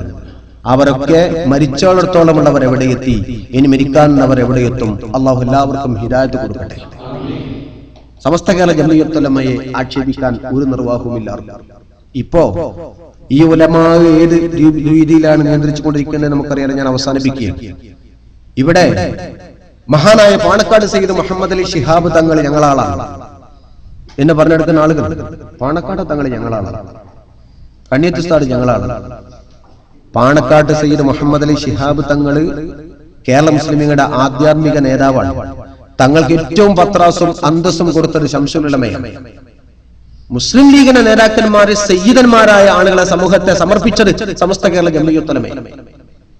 1973 മദിരാശി ഇലക്ഷൻ നടക്കുന്നത്. മദിരാശി തെരഞ്ഞെടുപ്പ് നടക്കുന്ന സന്ദർഭത്തിൽ മുസ്ലിം ലീഗിന്റെ സ്ഥാനാർത്ഥി, അന്ന് മുസ്ലിം ലീഗ്, ഇന്ത്യൻ യൂണിയൻ മുസ്ലിം ലീഗ് ഇല്ല, സർവ്വ മുസ്ലിം ലീഗാണ്. സർവ്വ മുസ്ലിം ലീഗ് നിയന്ത്രിക്കുന്നത് ബഹുമാനപ്പെട്ട ജിന്നാ സാഹിബാണ്, ലിയാഖത്ത് അലിയാണ്, ഷൗക്കത്ത് അലിയാണ്. എന്നാൽ മഹാനായ ജിന്നാ സാഹിബിന്റെ നേതൃത്വത്തിലെ സർവ്വ മുസ്ലിം ലീഗിന്റെ പ്രതിനിധിയായി ബി പോക്കർ സാഹിബ് കോഴിക്കോട്ട് മത്സരിക്കുന്നു. കോഴിക്കോട്ട് മത്സരിക്കുമ്പോൾ മുസ്ലിം ലീഗിന്റെ പച്ചക്കൊടിയുണ്ട്, ലീഗിന്റെ അന്നത്തെ ഔദ്യോഗിക ചിഹ്നമുണ്ട്, ലീഗിന്റെ ഔദ്യോഗിക അംഗീകാരമുണ്ട്. തലയെടുപ്പുള്ള ദേശീയ നേതാക്കന്മാർ പോക്കർ സാഹിബിന്റെ വേണ്ടി കോഴിക്കോട് പ്രസംഗിക്കാൻ വരുന്നുണ്ട്. രാഷ്ട്രീയ പിൻബലമുണ്ട്. ഒരു അഭിഭാഷകനാണ് പോക്കർ സാഹിബ്. ഉരുക്ക് മനുഷ്യൻ എന്ന് വിശേഷിപ്പിക്കാവുന്ന നേതാവാണ് പോക്കർ സാഹിബ്. പോക്കർ സാഹിബ് മദിരാശി തെരഞ്ഞെടുപ്പിൽ, മദിരാശി നിയമസഭാ തെരഞ്ഞെടുപ്പിൽ കോഴിക്കോടിന്റെ പ്രതിനിധിയായി ഇലക്ഷനെ അഭിമുഖീകരിക്കുന്നു. പ്രതിപക്ഷ താര, എതിർ സ്ഥാനാർത്ഥിയാര, ഒരു പാർട്ടിയുടെ പിന്തുണയില്ലാത്ത, ഒരു നേതൃത്വത്തിന്റെ പിന്തുണയില്ലാത്ത, ഒരു ചിഹ്നത്തിന്റെ പിൻബലമില്ലാത്ത, ഒരു ഭരണഘടനാ പത്രിക പുറത്തിറക്കാത്ത, ഒരു തെരഞ്ഞെടുപ്പ് പ്രകടന പത്രിക പുറത്തു പറയാത്ത ഒരൊറ്റ വ്യക്തി ഖാൻ ബഹദൂർ ആറ്റക്കോയ തങ്ങൾ. ഖാൻ ബഹദൂർ ആറ്റക്കോയ തങ്ങൾക്ക് സർവ്വ മുസ്ലിം ലീഗിന്റെ പിന്തുണയില്ല. ഒരൊറ്റ വ്യക്തിയാണ്. അദ്ദേഹം തെരഞ്ഞെടുപ്പിനെ അഭിമുഖീകരിച്ചു. പുറം ലോകം മുഴുവനും പറഞ്ഞു പോക്കർ സാഹിബ് ഭൂരിപക്ഷത്തോടെ വിജയിക്കും. വോട്ടെണ്ണിയപ്പോൾ പോക്കർ സാഹിബ് പരാജയപ്പെട്ടു. ഖാൻ ബഹദൂർ ആറ്റക്കോയ തങ്ങൾ വിജയിച്ചു. ചരിത്രമാണ്. ഖാൻ ബഹദൂർ ആറ്റക്കോയ തങ്ങൾ വിജയിക്കാനുള്ള കാരണത്തെ സംബന്ധിച്ചുകൊണ്ട് പിന്നെ കേരളം മുഴുവനും പറഞ്ഞു അത് ബഹുമാനപ്പെട്ട ബാഫഖി തങ്ങളുടെ തണലാണ്. മഹാനായ ബാഫഖി തങ്ങൾ എന്ന് ഖാൻ ബഹദൂർ ആറ്റക്കോയ തങ്ങൾക്ക് അനുകൂലമാണ്. ബാഫഖി തങ്ങളെ അനുകൂലമുള്ളൂ. അന്ന് പോക്കോയ തങ്ങൾ രാഷ്ട്രീയത്തിന്റെ ചരിത്രത്തിൽ രംഗപ്രവേശം ചെയ്യപ്പെട്ടിട്ടില്ല. ബാഫഖി തങ്ങൾ വന്നിട്ടില്ല. കേരളത്തിൽ ഒരു നേതാക്കന്മാരും ഉണ്ടായിട്ടില്ല. ഖാൻ ബഹദൂർ ആറ്റക്കോയ തങ്ങൾക്ക് വേണ്ടി ബാഫഖി തങ്ങൾ പ്രചരണത്തിന് ആ ഒരൊറ്റ പിൻബലത്തിൽ ആറ്റക്കോയ തങ്ങൾ വിജയിച്ചു. ചരിത്രമാണ്. ആ ചരിത്രത്തിന്റെ പിൻബലം ഉണ്ടാവാൻ കാരണം എന്താ? പിന്നീട് സർവ്വ മുസ്ലിം ലീഗ് രൂപീകരിക്കുന്ന മുസ്ലിം ലീഗ് പിന്നീട് പാകിസ്ഥാൻ പിറവിന്റെ സമയത്ത് ലാഹോറിൽ വെച്ചുകൊണ്ട് വഴിപിരിയൽ യോഗം നടക്കുമ്പോ അന്ന് ലിയാഖത്ത് അലി നെഞ്ചു വിരിച്ചു പ്രസംഗിച്ചു. ഇന്ത്യയിലേക്ക് മടങ്ങിപ്പോകുന്ന മുസ്ലിം പ്രവർത്തകന്മാരെ, മുസ്ലിമീങ്ങളെ, നിങ്ങൾ ഒട്ടും ഭയപ്പെടേണ്ട, ഞങ്ങൾ സർവ്വ മുസ്ലിം ലീഗിന്റെ പതാകയും ഭരണഘടനയും ഔദ്യോഗിക അംഗീകാരവും പാകിസ്ഥാനിലേക്ക് കൊണ്ടുപോവുകയാണ്. നിങ്ങൾ അല്പം പോലും ഭയപ്പെടേണ്ട കാര്യമില്ല. നിങ്ങൾ ഇന്ത്യയിലേക്ക് മടങ്ങുന്നവർ ഹിന്ദുക്കളുടെ പീഡനം ഏൽക്കേണ്ടി വന്നാൽ പാകിസ്ഥാന്റെ ആഭ്യന്തരമന്ത്രിയായ എനിക്ക് നിങ്ങൾ ടെലഗ്രാം ചെയ്യണം, എന്റെ പട്ടാളം അവിടെ പറന്നെത്തും നിങ്ങളുടെ രക്ഷയ്ക്ക് വേണ്ടി എന്ന് പറഞ്ഞു. നല്ല പ്രസംഗം. ആ പ്രസംഗമെല്ലാം കഴിഞ്ഞ് ഇരിക്കുമ്പോഴേക്കും അതുവരെ ശാന്തനായിരുന്ന സ്വാത്വികപരനായ ഖായിദ മില്ലത്ത് മുഹമ്മദ് ഇസ്മായിൽ സാഹിബ് എഴുന്നേറ്റുകൊണ്ട് പറഞ്ഞു, ബഹുമാനപ്പെട്ട ജിന്നാ സാഹിബെ, അങ്ങയോട് എനിക്ക് ബഹുമാനമാണ്. ലിയാഖത്ത് അലി, നിങ്ങളോടും എനിക്ക് ബഹുമാനം തന്നെയാണ്. പക്ഷെ നിങ്ങൾ ഇവിടെ പറഞ്ഞു ഇന്ത്യയും പാകിസ്ഥാനും തമ്മിൽ വിഭജിക്കപ്പെട്ടപ്പോൾ സർവ്വ മുസ്ലിം ലീഗിന്റെ രജിസ്ട്രേഷൻ ഒക്കെ നിങ്ങൾ കൊണ്ടുപോവുകയാണ്. കൊണ്ടുപോയിക്കോ. പക്ഷെ നിങ്ങൾ ഒരു ഔദാര്യം തന്നു. ഇന്ത്യയിലെ ഹിന്ദുക്കളിൽ നിന്ന് ഇന്ത്യയിലെ മുസ്ലിമീങ്ങൾ പീഡനമേൽക്കേണ്ടി വന്നാൽ പാകിസ്ഥാന്റെ പട്ടാളത്തിന്റെ സഹായം തരാം എന്ന്. ആ ചിന്ത ഇപ്പോഴേ നിർത്തിയേക്ക്. ഇന്ത്യയിൽ അവസാനത്തെ മുസ്ലിമും ഹിന്ദുവിന്റെ ആയുധമേറ്റ് പിടഞ്ഞു വീണ് മരിച്ചാലും പാകിസ്ഥാൻകാരാ, നിങ്ങളുടെ സഹായം ഞങ്ങൾക്ക് ആവശ്യമില്ല. ഞങ്ങൾ ഇന്നു മുതൽ ഹിന്ദുക്കളും മുസ്ലിമീങ്ങളും ഇന്ത്യക്കാരാണ്. ഞങ്ങൾ പൂർണ്ണ ഇന്ത്യക്കാരാണ്. അതുകൊണ്ട് നമ്മൾ തമ്മിൽ ഒരുമിച്ച് പ്രവർത്തിച്ചതിൽ നിങ്ങൾക്ക് ഞങ്ങളോട് അല്പമെങ്കിലും അനുകമ്പയുണ്ടെങ്കിൽ നിങ്ങൾ പാകിസ്ഥാനിലെ ഹിന്ദുക്കളായ ന്യൂനപക്ഷങ്ങൾക്ക് സുരക്ഷിത ഭരണം കൊടുക്കണം. അത് മതി, വേറൊന്നും വേണ്ട എന്ന് പറഞ്ഞ് ഖായിദ മില്ലത്ത് ആ വേദി വിട്ടിറങ്ങുമ്പോ മേലാകാശവും താഴെ ഭൂമിയെ വേറൊന്നുമില്ല. 948 മാർച്ച് 10 രാജാജി ഹാളിൽ വെച്ചുകൊണ്ട് മദിരാശിയിൽ മുസ്ലിം ലീഗ്, ഇന്ത്യൻ യൂണിയൻ മുസ്ലിം ലീഗ് എന്ന പ്രസ്ഥാനത്തിന് പിറവി കൊടുക്കുമ്പോ ഖായിദ മില്ലത്ത് കണ്ടത് എന്താ? ഞാനിത് പാറിക്കാൻ ഏൽപ്പിക്കേണ്ടത് കേരളത്തിലാണ്. കേരളത്തിൽ നേരെ അദ്ദേഹം പോക്കർ സാഹിബിന്റെ ചുമലിൽ വെച്ച് കൊടുത്തില്ല. ഖായിദ മില്ലത്ത് ആ പച്ചപ്പതാക നേരെ സീരി സാഹിബ് എന്ന് പറയുന്ന രാഷ്ട്രീയ വിജുഗീഷുവിന്റെ ചുമലിലേക്ക് ഏൽപ്പിച്ചു കൊടുത്തില്ല. ഖായിദ മില്ലത്ത് നേരെ ആ പതാക ഏൽപ്പിച്ചു കൊടുത്തത് ഖായിദുൽ ഖൗം സയ്യിദ് അബ്ദുറഹിമാൻ ബാഫഖി തങ്ങളുടെ ചുമലിലാണ്. ഖായിദ മില്ലത്തിന് തെറ്റിയിട്ടില്ല. ബാഫഖി തങ്ങൾ ഉണ്ടെങ്കിലേ ആ പച്ചപ്പ് അവിടെ വിരിയും. ആത്മീയത, അഹ്ലുൽ ബൈത്താണ്. അത് ഖായിദമില്ലത്തിന് തെറ്റാതെ കണ്ടു. ഇന്ന് കേരള മുസ്ലിം സമുദായ കേരളത്തിലെ റവന്യൂ വരുമാനത്തിന്റെ 65% കൈകാര്യം ചെയ്യുന്നത് മുസ്ലിം ലീഗിന്റെ മന്ത്രിമാരാണ്. അതിലേക്ക് ഞാൻ ലീഗിന് വേണ്ടി പറയുന്നതല്ല. അത്രത്തോളം ഉയരാൻ സാധ്യമായത് ഖായിദമില്ലത്ത് ഏൽപ്പിക്കപ്പെട്ടത് അഹ്ലുബൈത്തിന്റെ കരങ്ങളിൽ ആ പതാകയാണ്. ആ അഹ്ലുബൈത്തിനെ ഈ സമൂഹത്തോട് സമർപ്പിച്ചത് സമസ്ത കേരള ജംഇയ്യത്തുൽ ഉലമയാണ്. മഹാനായ ഇ കെ ഹസൻ മുസ്ലിയാരുടെ വഫാത്ത് നടന്നു. ശൈഖുന വഫാത്തായി. ശൈഖുന വഫാത്തായ സന്ദർഭത്തിൽ സമയങ്ങൾ മയ്യിത്ത് നിസ്കരിക്കാൻ അടുത്തുകൊരുക്കി വരികയാണ്. ആളുകൾ പറഞ്ഞു ജനാസ നിസ്കാരം ആരംഭിക്കട്ടെ, മയ്യിത്ത് നിസ്കാരം ആരംഭിക്കട്ടെ. ആരംഭിക്കാൻ വേണ്ടി ശ്രമിക്കേണ്ട സന്ദർഭത്തിൽ ആരാണ് ഇമാമ് നിൽക്കേണ്ടത്? എന്തുകൊണ്ടും സംശയം നിൽക്കണം. ഒന്ന് ജ്യേഷ്ഠനാണ്, മറ്റൊന്ന് അന്നുള്ള ഏറ്റവും വലിയ പണ്ഡിതന്മാരിൽ പ്രധാനിയാണ്, മറ്റൊന്ന് ആ കൂട്ടത്തിൽ എന്തിനും യോഗ്യത ഉള്ള മഹാനായ ശ്രേഷ്ഠനായ ആലിമീങ്ങളുടെ അപ്പുറത്ത് നേതൃത്വം നൽകാവുന്ന ഒരു പണ്ഡിത കേസരി സമസ്ത കേരള ജംഇയ്യത്തുൽ ഉലമയുടെ ജനറൽ സെക്രട്ടറിയാണ്. അതിന്റെ താഴെയാണ് അസംസിയ. അതുകൊണ്ട് അസംസിയയുടെ മയ്യിത്ത് നിസ്കരിക്കാൻ നേതൃത്വം കൊടുക്കേണ്ടത് ആരാ? ശംസുൽ ഉലമയാണ്. ശംസുൽ ഉലമ ജനാസ നിസ്കാരത്തിന് നേതൃത്വം കൊടുക്കാൻ വേണ്ടി അനൗൺസ്മെന്റ് ഒക്കെ നടന്നു. അവിടെ എ.പി. അബൂബക്കർ മുസ്ലിയാറാണ് അനൗൺസ്മെന്റ് ഒക്കെ നടത്തിയത്. ശംസുൽ ഉലമ പറഞ്ഞു ആയിട്ടില്ല, മയ്യിത്ത് നിസ്കാരത്തിനായിട്ടില്ല.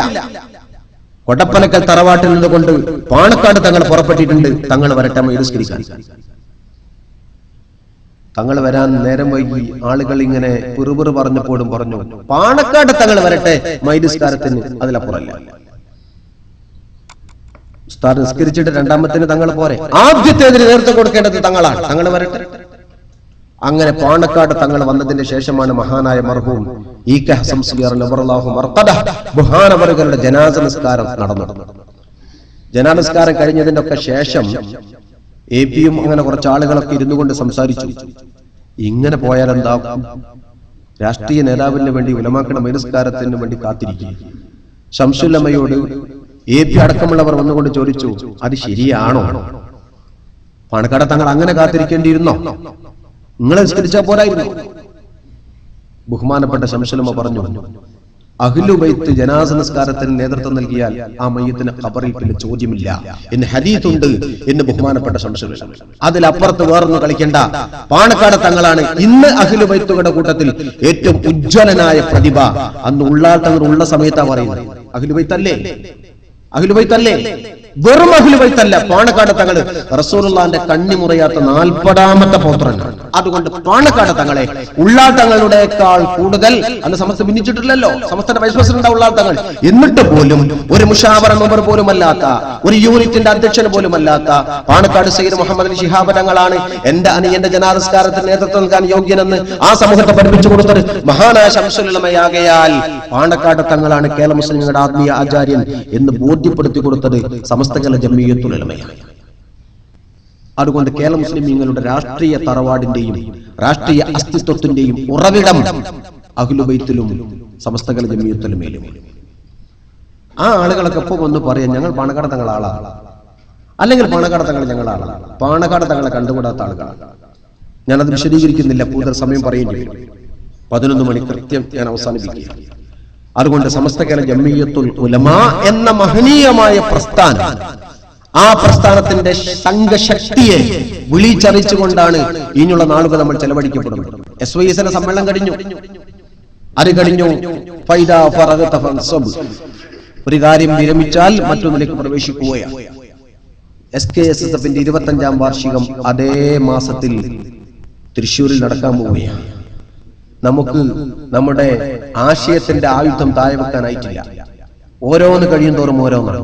അതുകൊണ്ട് ഇനിയുള്ള നാളുകൾ SKSFന്റെ സമ്മേളന പ്രചരണത്തിന് കൂടി നമ്മൾ മാറ്റിവെച്ച് നമ്മുടെ പ്രവർത്തനം ശക്തിപ്പെടുത്തണം. SYSന്റെയും സമസ്തയുടെയും ശക്തി SKSFിലൂടെ കൂടി പ്രകടിപ്പിച്ചുകൊണ്ട് നാളുകൾ നമ്മൾ ചെലവഴിക്കുക. SYSന്റെയും ഇസ്ലാമിക് സെന്ററിന്റെയും ഈ മഹനീയമായ സദസ്സ് അനുഗ്രഹീതമാണ്. അള്ളാഹു നമ്മിൽ നിന്നുകൊണ്ട് ഇതൊക്കെ കബൂൽ ചെയ്യുമാറാവട്ടെ. മഹാന്മാരായ ഉലമാഇനെ പൊരുത്തപ്പെട്ട് അവരുടെ കൂടെ നിലനിൽക്കാൻ നമുക്ക് അല്ലാഹു തൗഫീഖ് നൽകുമാറാവട്ടെ. അല്ലാഹു നമുക്ക് എല്ലാവർക്കും ഇസ്സത്ത് പ്രദാനം ചെയ്യുമാറാവട്ടെ. അല്ലാഹുവേ, ഞങ്ങളുടെ ദോഷങ്ങളെ നീ പൊറുക്കണേ റഹ്മാനെ, ഞങ്ങളുടെ വിഷമങ്ങളെ നീ തീർക്കണേ തമ്പുരാനെ, ഞങ്ങളുടെ ഉലമാക്കളെ നീ ധന്യരാക്കണേ തമ്പുരാനെ. പടച്ചവനെ, ഉഖറവിയായ ആലിമീങ്ങളാണ് ഞങ്ങളുടെ ഉലമാക്കൾ, അവരുടെ പിന്നിൽ അണിനിരക്കാൻ ഞങ്ങൾക്ക് നീ തൗഫീഖ് നൽകണേ തമ്പുരാനെ. പത്രാസും ആഡംബരങ്ങളും ഇല്ലാത്ത സ്വാത്വികന്മാരായ ഉലമാക്കൾ, അവരുടെ പാതയിൽ നടക്കാൻ ഞങ്ങൾക്ക് നീ തൗഫീഖ് നൽകണേ തമ്പുരാനെ. ചെരുപ്പിന്റെ വാറ് പൊട്ടിയിട്ട് ആ ചെരുപ്പ് മാറ്റിവെച്ച് മറ്റേ ചെരുപ്പും ഈ ചെരുപ്പും ചുമന്നുകൊണ്ട് കൊണ്ടോട്ടിയങ്ങാടിലൂടെ നടന്നുപോയി ചെരുപ്പ് കുത്തിക്കാരനോട് 5 ഉറുപ്പിക കൊടുത്ത് ചെരുപ്പ് കുത്തിച്ചതിന് ശേഷം യാത്ര തുടർന്ന മഹാനായ കാളമ്പാടി ഉസ്താദ് റളിയല്ലാഹു മർഖദ, ആ സ്വാത്വിക വര്യന്മാരായ ആളുകൾ, അല്ലാഹുവേ, അവരുടെ കൂടെ ഞങ്ങൾക്ക് സ്വർഗം തരണേ തമ്പുരാനെ. ഞങ്ങൾ സമസ്തയിൽ അണിനിരക്കുന്നത് ഞങ്ങളുടെ ആഖിറം രക്ഷപ്പെടാൻ വേണ്ടിയാണ്. പടച്ചവനെ, മറ്റൊരു പ്രത്യാശയും ഞങ്ങൾക്ക് മറ്റൊരു കാര്യത്തിലുമില്ല. ഞങ്ങൾക്കുള്ളത് ഞങ്ങളുടെ ആഖിറം രക്ഷപ്പെടണം. അല്ലാഹുവേ, ഞങ്ങളുടെ ഉലമാഇന്റെ കൂടെ ജീവിക്കാൻ ഞങ്ങൾക്ക് നീ തൗഫീഖ് നൽകണേ തമ്പുരാനെ. അവരുടെ പൊരുത്തത്തിലും ജീവിക്കുന്നത് കൊണ്ട് ഞങ്ങളെ എല്ലാ ശത്രുതയെ തൊട്ടും നീ കാക്കണേ തമ്പുരാനെ. ചതിയന്മാരുടെ ഒളിപ്പോരിനെ തൊട്ടും സിഹ്റന്മാരുടെ സിഹ്റിനെ തൊട്ടും ലാലിമീങ്ങളുടെ ദുൽമിനെ തൊട്ടും ഹാസിദീങ്ങളുടെ ഹസദിനെ തൊട്ടും ഞങ്ങളെ നീ കാക്കണേ തമ്പുരാനെ. ഞങ്ങളെ നീ കാത്തുരക്ഷിക്കണേ തമ്പുരാനെ. പടച്ചവനെ, പതറാതെ ചിതറാതെ തകരാതെ തളരാതെ അതിശക്തമായി സമസ്തയ്ക്ക് വേണ്ടി ഉജ്ജ്വലമായി പറയാനും പ്രവർത്തിക്കാനും ഞങ്ങൾക്ക് നീ ഖുവ്വത്ത് തരണേ തമ്പുരാനെ. പടച്ചവനെ, ഞങ്ങളുടെ ശക്തി സമസ്തയാണ്. അല്ലാഹുവേ, ഞങ്ങൾക്ക് നീ ശക്തി നൽകണേ തമ്പുരാനെ. സമസ്തയെ വളർത്താൻ ഞങ്ങളുടെ നാവിനും ഞങ്ങളുടെ ശരീരത്തിനും ഞങ്ങളുടെ എല്ലാ നെറ്റ്വർക്കുകൾക്കും ഞങ്ങളുടെ പ്രിയപ്പെട്ട പ്രവർത്തകർക്കും നീ കരുത്തു നൽകണേ തമ്പുരാനെ. അല്ലാഹുവേ, ജീവിതത്തിലുടനീളം ഉറങ്ങാതെയും ഭക്ഷണത്തിന് പോകാതെയും ഡ്യൂട്ടി ജോലി പോലും ശ്രദ്ധിക്കാതെയും ഓരോ വാക്കിനും ഉരുളക്കുപ്പേര് മറുപടി കൊടുത്തുകൊണ്ട് പരിശുദ്ധ സല്ലല്ലാഹു അലൈഹി വസല്ലം തങ്ങളുടെ ഇസ്സത്ത് കാക്കാനും സമസ്തയുടെ മാനം കാക്കാനും വേണ്ടി കേരള ഇസ്ലാമിക് ക്ലാസ് റൂമിലൂടെ കഷ്ടപ്പെട്ടുകൊണ്ടിരിക്കുന്ന നിങ്ങളുടെ ചെറുപ്പക്കാർ, അല്ലാഹുവേ, അവർക്ക് നീ ശക്തി കൊടുക്കണേ തമ്പുരാനെ. അവരെ നീ വളർത്തണേ തമ്പുരാനെ. അവർക്ക് നീ ഖുവ്വത്ത് നൽകണേ തമ്പുരാനെ. അവരെ നീ ആഖിറത്തിൽ ഏറ്റെടുക്കണേ തമ്പുരാനെ. ദുനിയാവിലും ഏറ്റെടുക്കണേ തമ്പുരാനെ. അല്ലാഹുവേ, ഞങ്ങളുടെ ഓരോ പ്രവർത്തകരും ഈ പ്രവാസ ലോകത്ത് കഴിയുന്നത് ഒട്ടേറെ ഉദ്ദേശങ്ങൾ വെച്ചുകൊണ്ടാണ് റഹ്മാനെ. നീ സാധിപ്പിച്ചു തരണേ തമ്പുരാനെ. പടച്ചവനെ, ഞങ്ങളൊക്കെ വളരെ വിഷമത്തിലും ബുദ്ധിമുട്ടിലുമാണ്. ഞങ്ങളുടെ വിഷമങ്ങളും ബുദ്ധിമുട്ടുകളൊക്കെ നീ തീർത്തു തരണേ തമ്പുരാനെ. പടച്ചവനെ, ഈ വിനീതന്റെ ഉമ്മ ഒരു ഹോസ്പിറ്റലിൽ അഡ്മിറ്റ് ചെയ്യപ്പെട്ട് ഒരു ഓപ്പറേഷൻ കഴിഞ്ഞിട്ടേ ഉള്ളൂ. ബാംഗ്ലൂരിലാണ്, നട്ടെല്ലിനാണ് ഓപ്പറേഷൻ നടന്നത്. അല്ലാഹുവേ, ഞങ്ങളൊക്കെ ഈ ചെയ്യുന്ന പ്രവർത്തനം ഞങ്ങളുടെ മാതാപിതാക്കളുടെ പൊരുത്തവും ഉസ്താദുമാരുടെ പൊരുത്തവും ഉദ്ദേശിച്ചാണ്. ഞങ്ങളുടെ ഉമ്മമാരും ഞങ്ങളുടെ ഉപ്പമാർക്കും നീ രോഗത്തെ ശിഫ കൊടുക്കണേ തമ്പുരാനെ. നീ രോഗം സുഖപ്പെടുത്തണേ റഹ്മാനെ.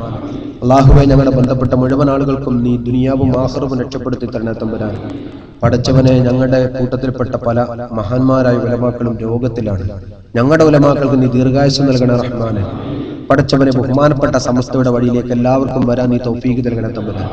എല്ലാവരും ഒരുമിച്ചൊരു നല്ല നാൾ ഞങ്ങൾക്ക് നീ കാണിച്ചു തരണേ തമ്പുരാനെ. അല്ലാഹുവേ, ഞങ്ങളെ തകർക്കാൻ ശ്രമിക്കുന്നവരുടെ ശത്രുതയെ തൊട്ട് ഞങ്ങളെ നീ കാത്തുരക്ഷിക്കണേ തമ്പുരാനെ. പടച്ചവനെ, ഒരു പാർലമെന്റ് ഇലക്ഷന്റെ മുമ്പിലാണ് ഞങ്ങളുടെ നാടുള്ളത്. പടച്ചവനെ, ഇസ്ലാമിക ശത്രുക്കളുടെ രാജ്യം തകരാൻ വേണ്ടി നെട്ടോട്ടമോടുന്ന കുതന്ത്ര ശക്തികളുടെ ഞങ്ങളുടെ ചോര കുടിക്കാൻ വേണ്ടി കഴുകക്കണ്ണുമായി നെട്ടോട്ടമോടുന്ന മോഡിമാരുടെ ഷറിൽ നിന്ന് ഞങ്ങളുടെ നാടിനെ നീ കാത്തുരക്ഷിക്കണേ തമ്പുരാനെ. ആ ഒരു ദുരന്തം ഞങ്ങളുടെ നാടിന് നീ വരുത്തല്ലേ തമ്പുരാനെ. അടച്ചവനെ, ഞങ്ങളുടെ പാവപ്പെട്ട ഗുജറാത്തിലെ മക്കളുടെ ആത്മാക്കൾ പോലും പൊറുക്കാത്ത പാപമാണ് നരേന്ദ്രമോദിയെ ഒരു മനസ്സുകൊണ്ടെങ്കിലും സമ്മതിക്കുക എന്നത്. അല്ലാഹുവേ, നരേന്ദ്രമോദിയിൽ നിന്ന് ഞങ്ങളുടെ നാടിനെ രക്ഷപ്പെടുത്തണേ തമ്പുരാനെ. അയാളുടെ എല്ലാ ശത്രുതയും നീ തകർക്കണേ തമ്പുരാനെ. എല്ലാ രാഷ്ട്രീയ കുതന്ത്രത്തെയും നീ പരാജയപ്പെടുത്തണേ തമ്പുരാനെ. ഞങ്ങളുടെ നാടിനെ നീ മോചിപ്പിക്കണേ തമ്പുരാനെ.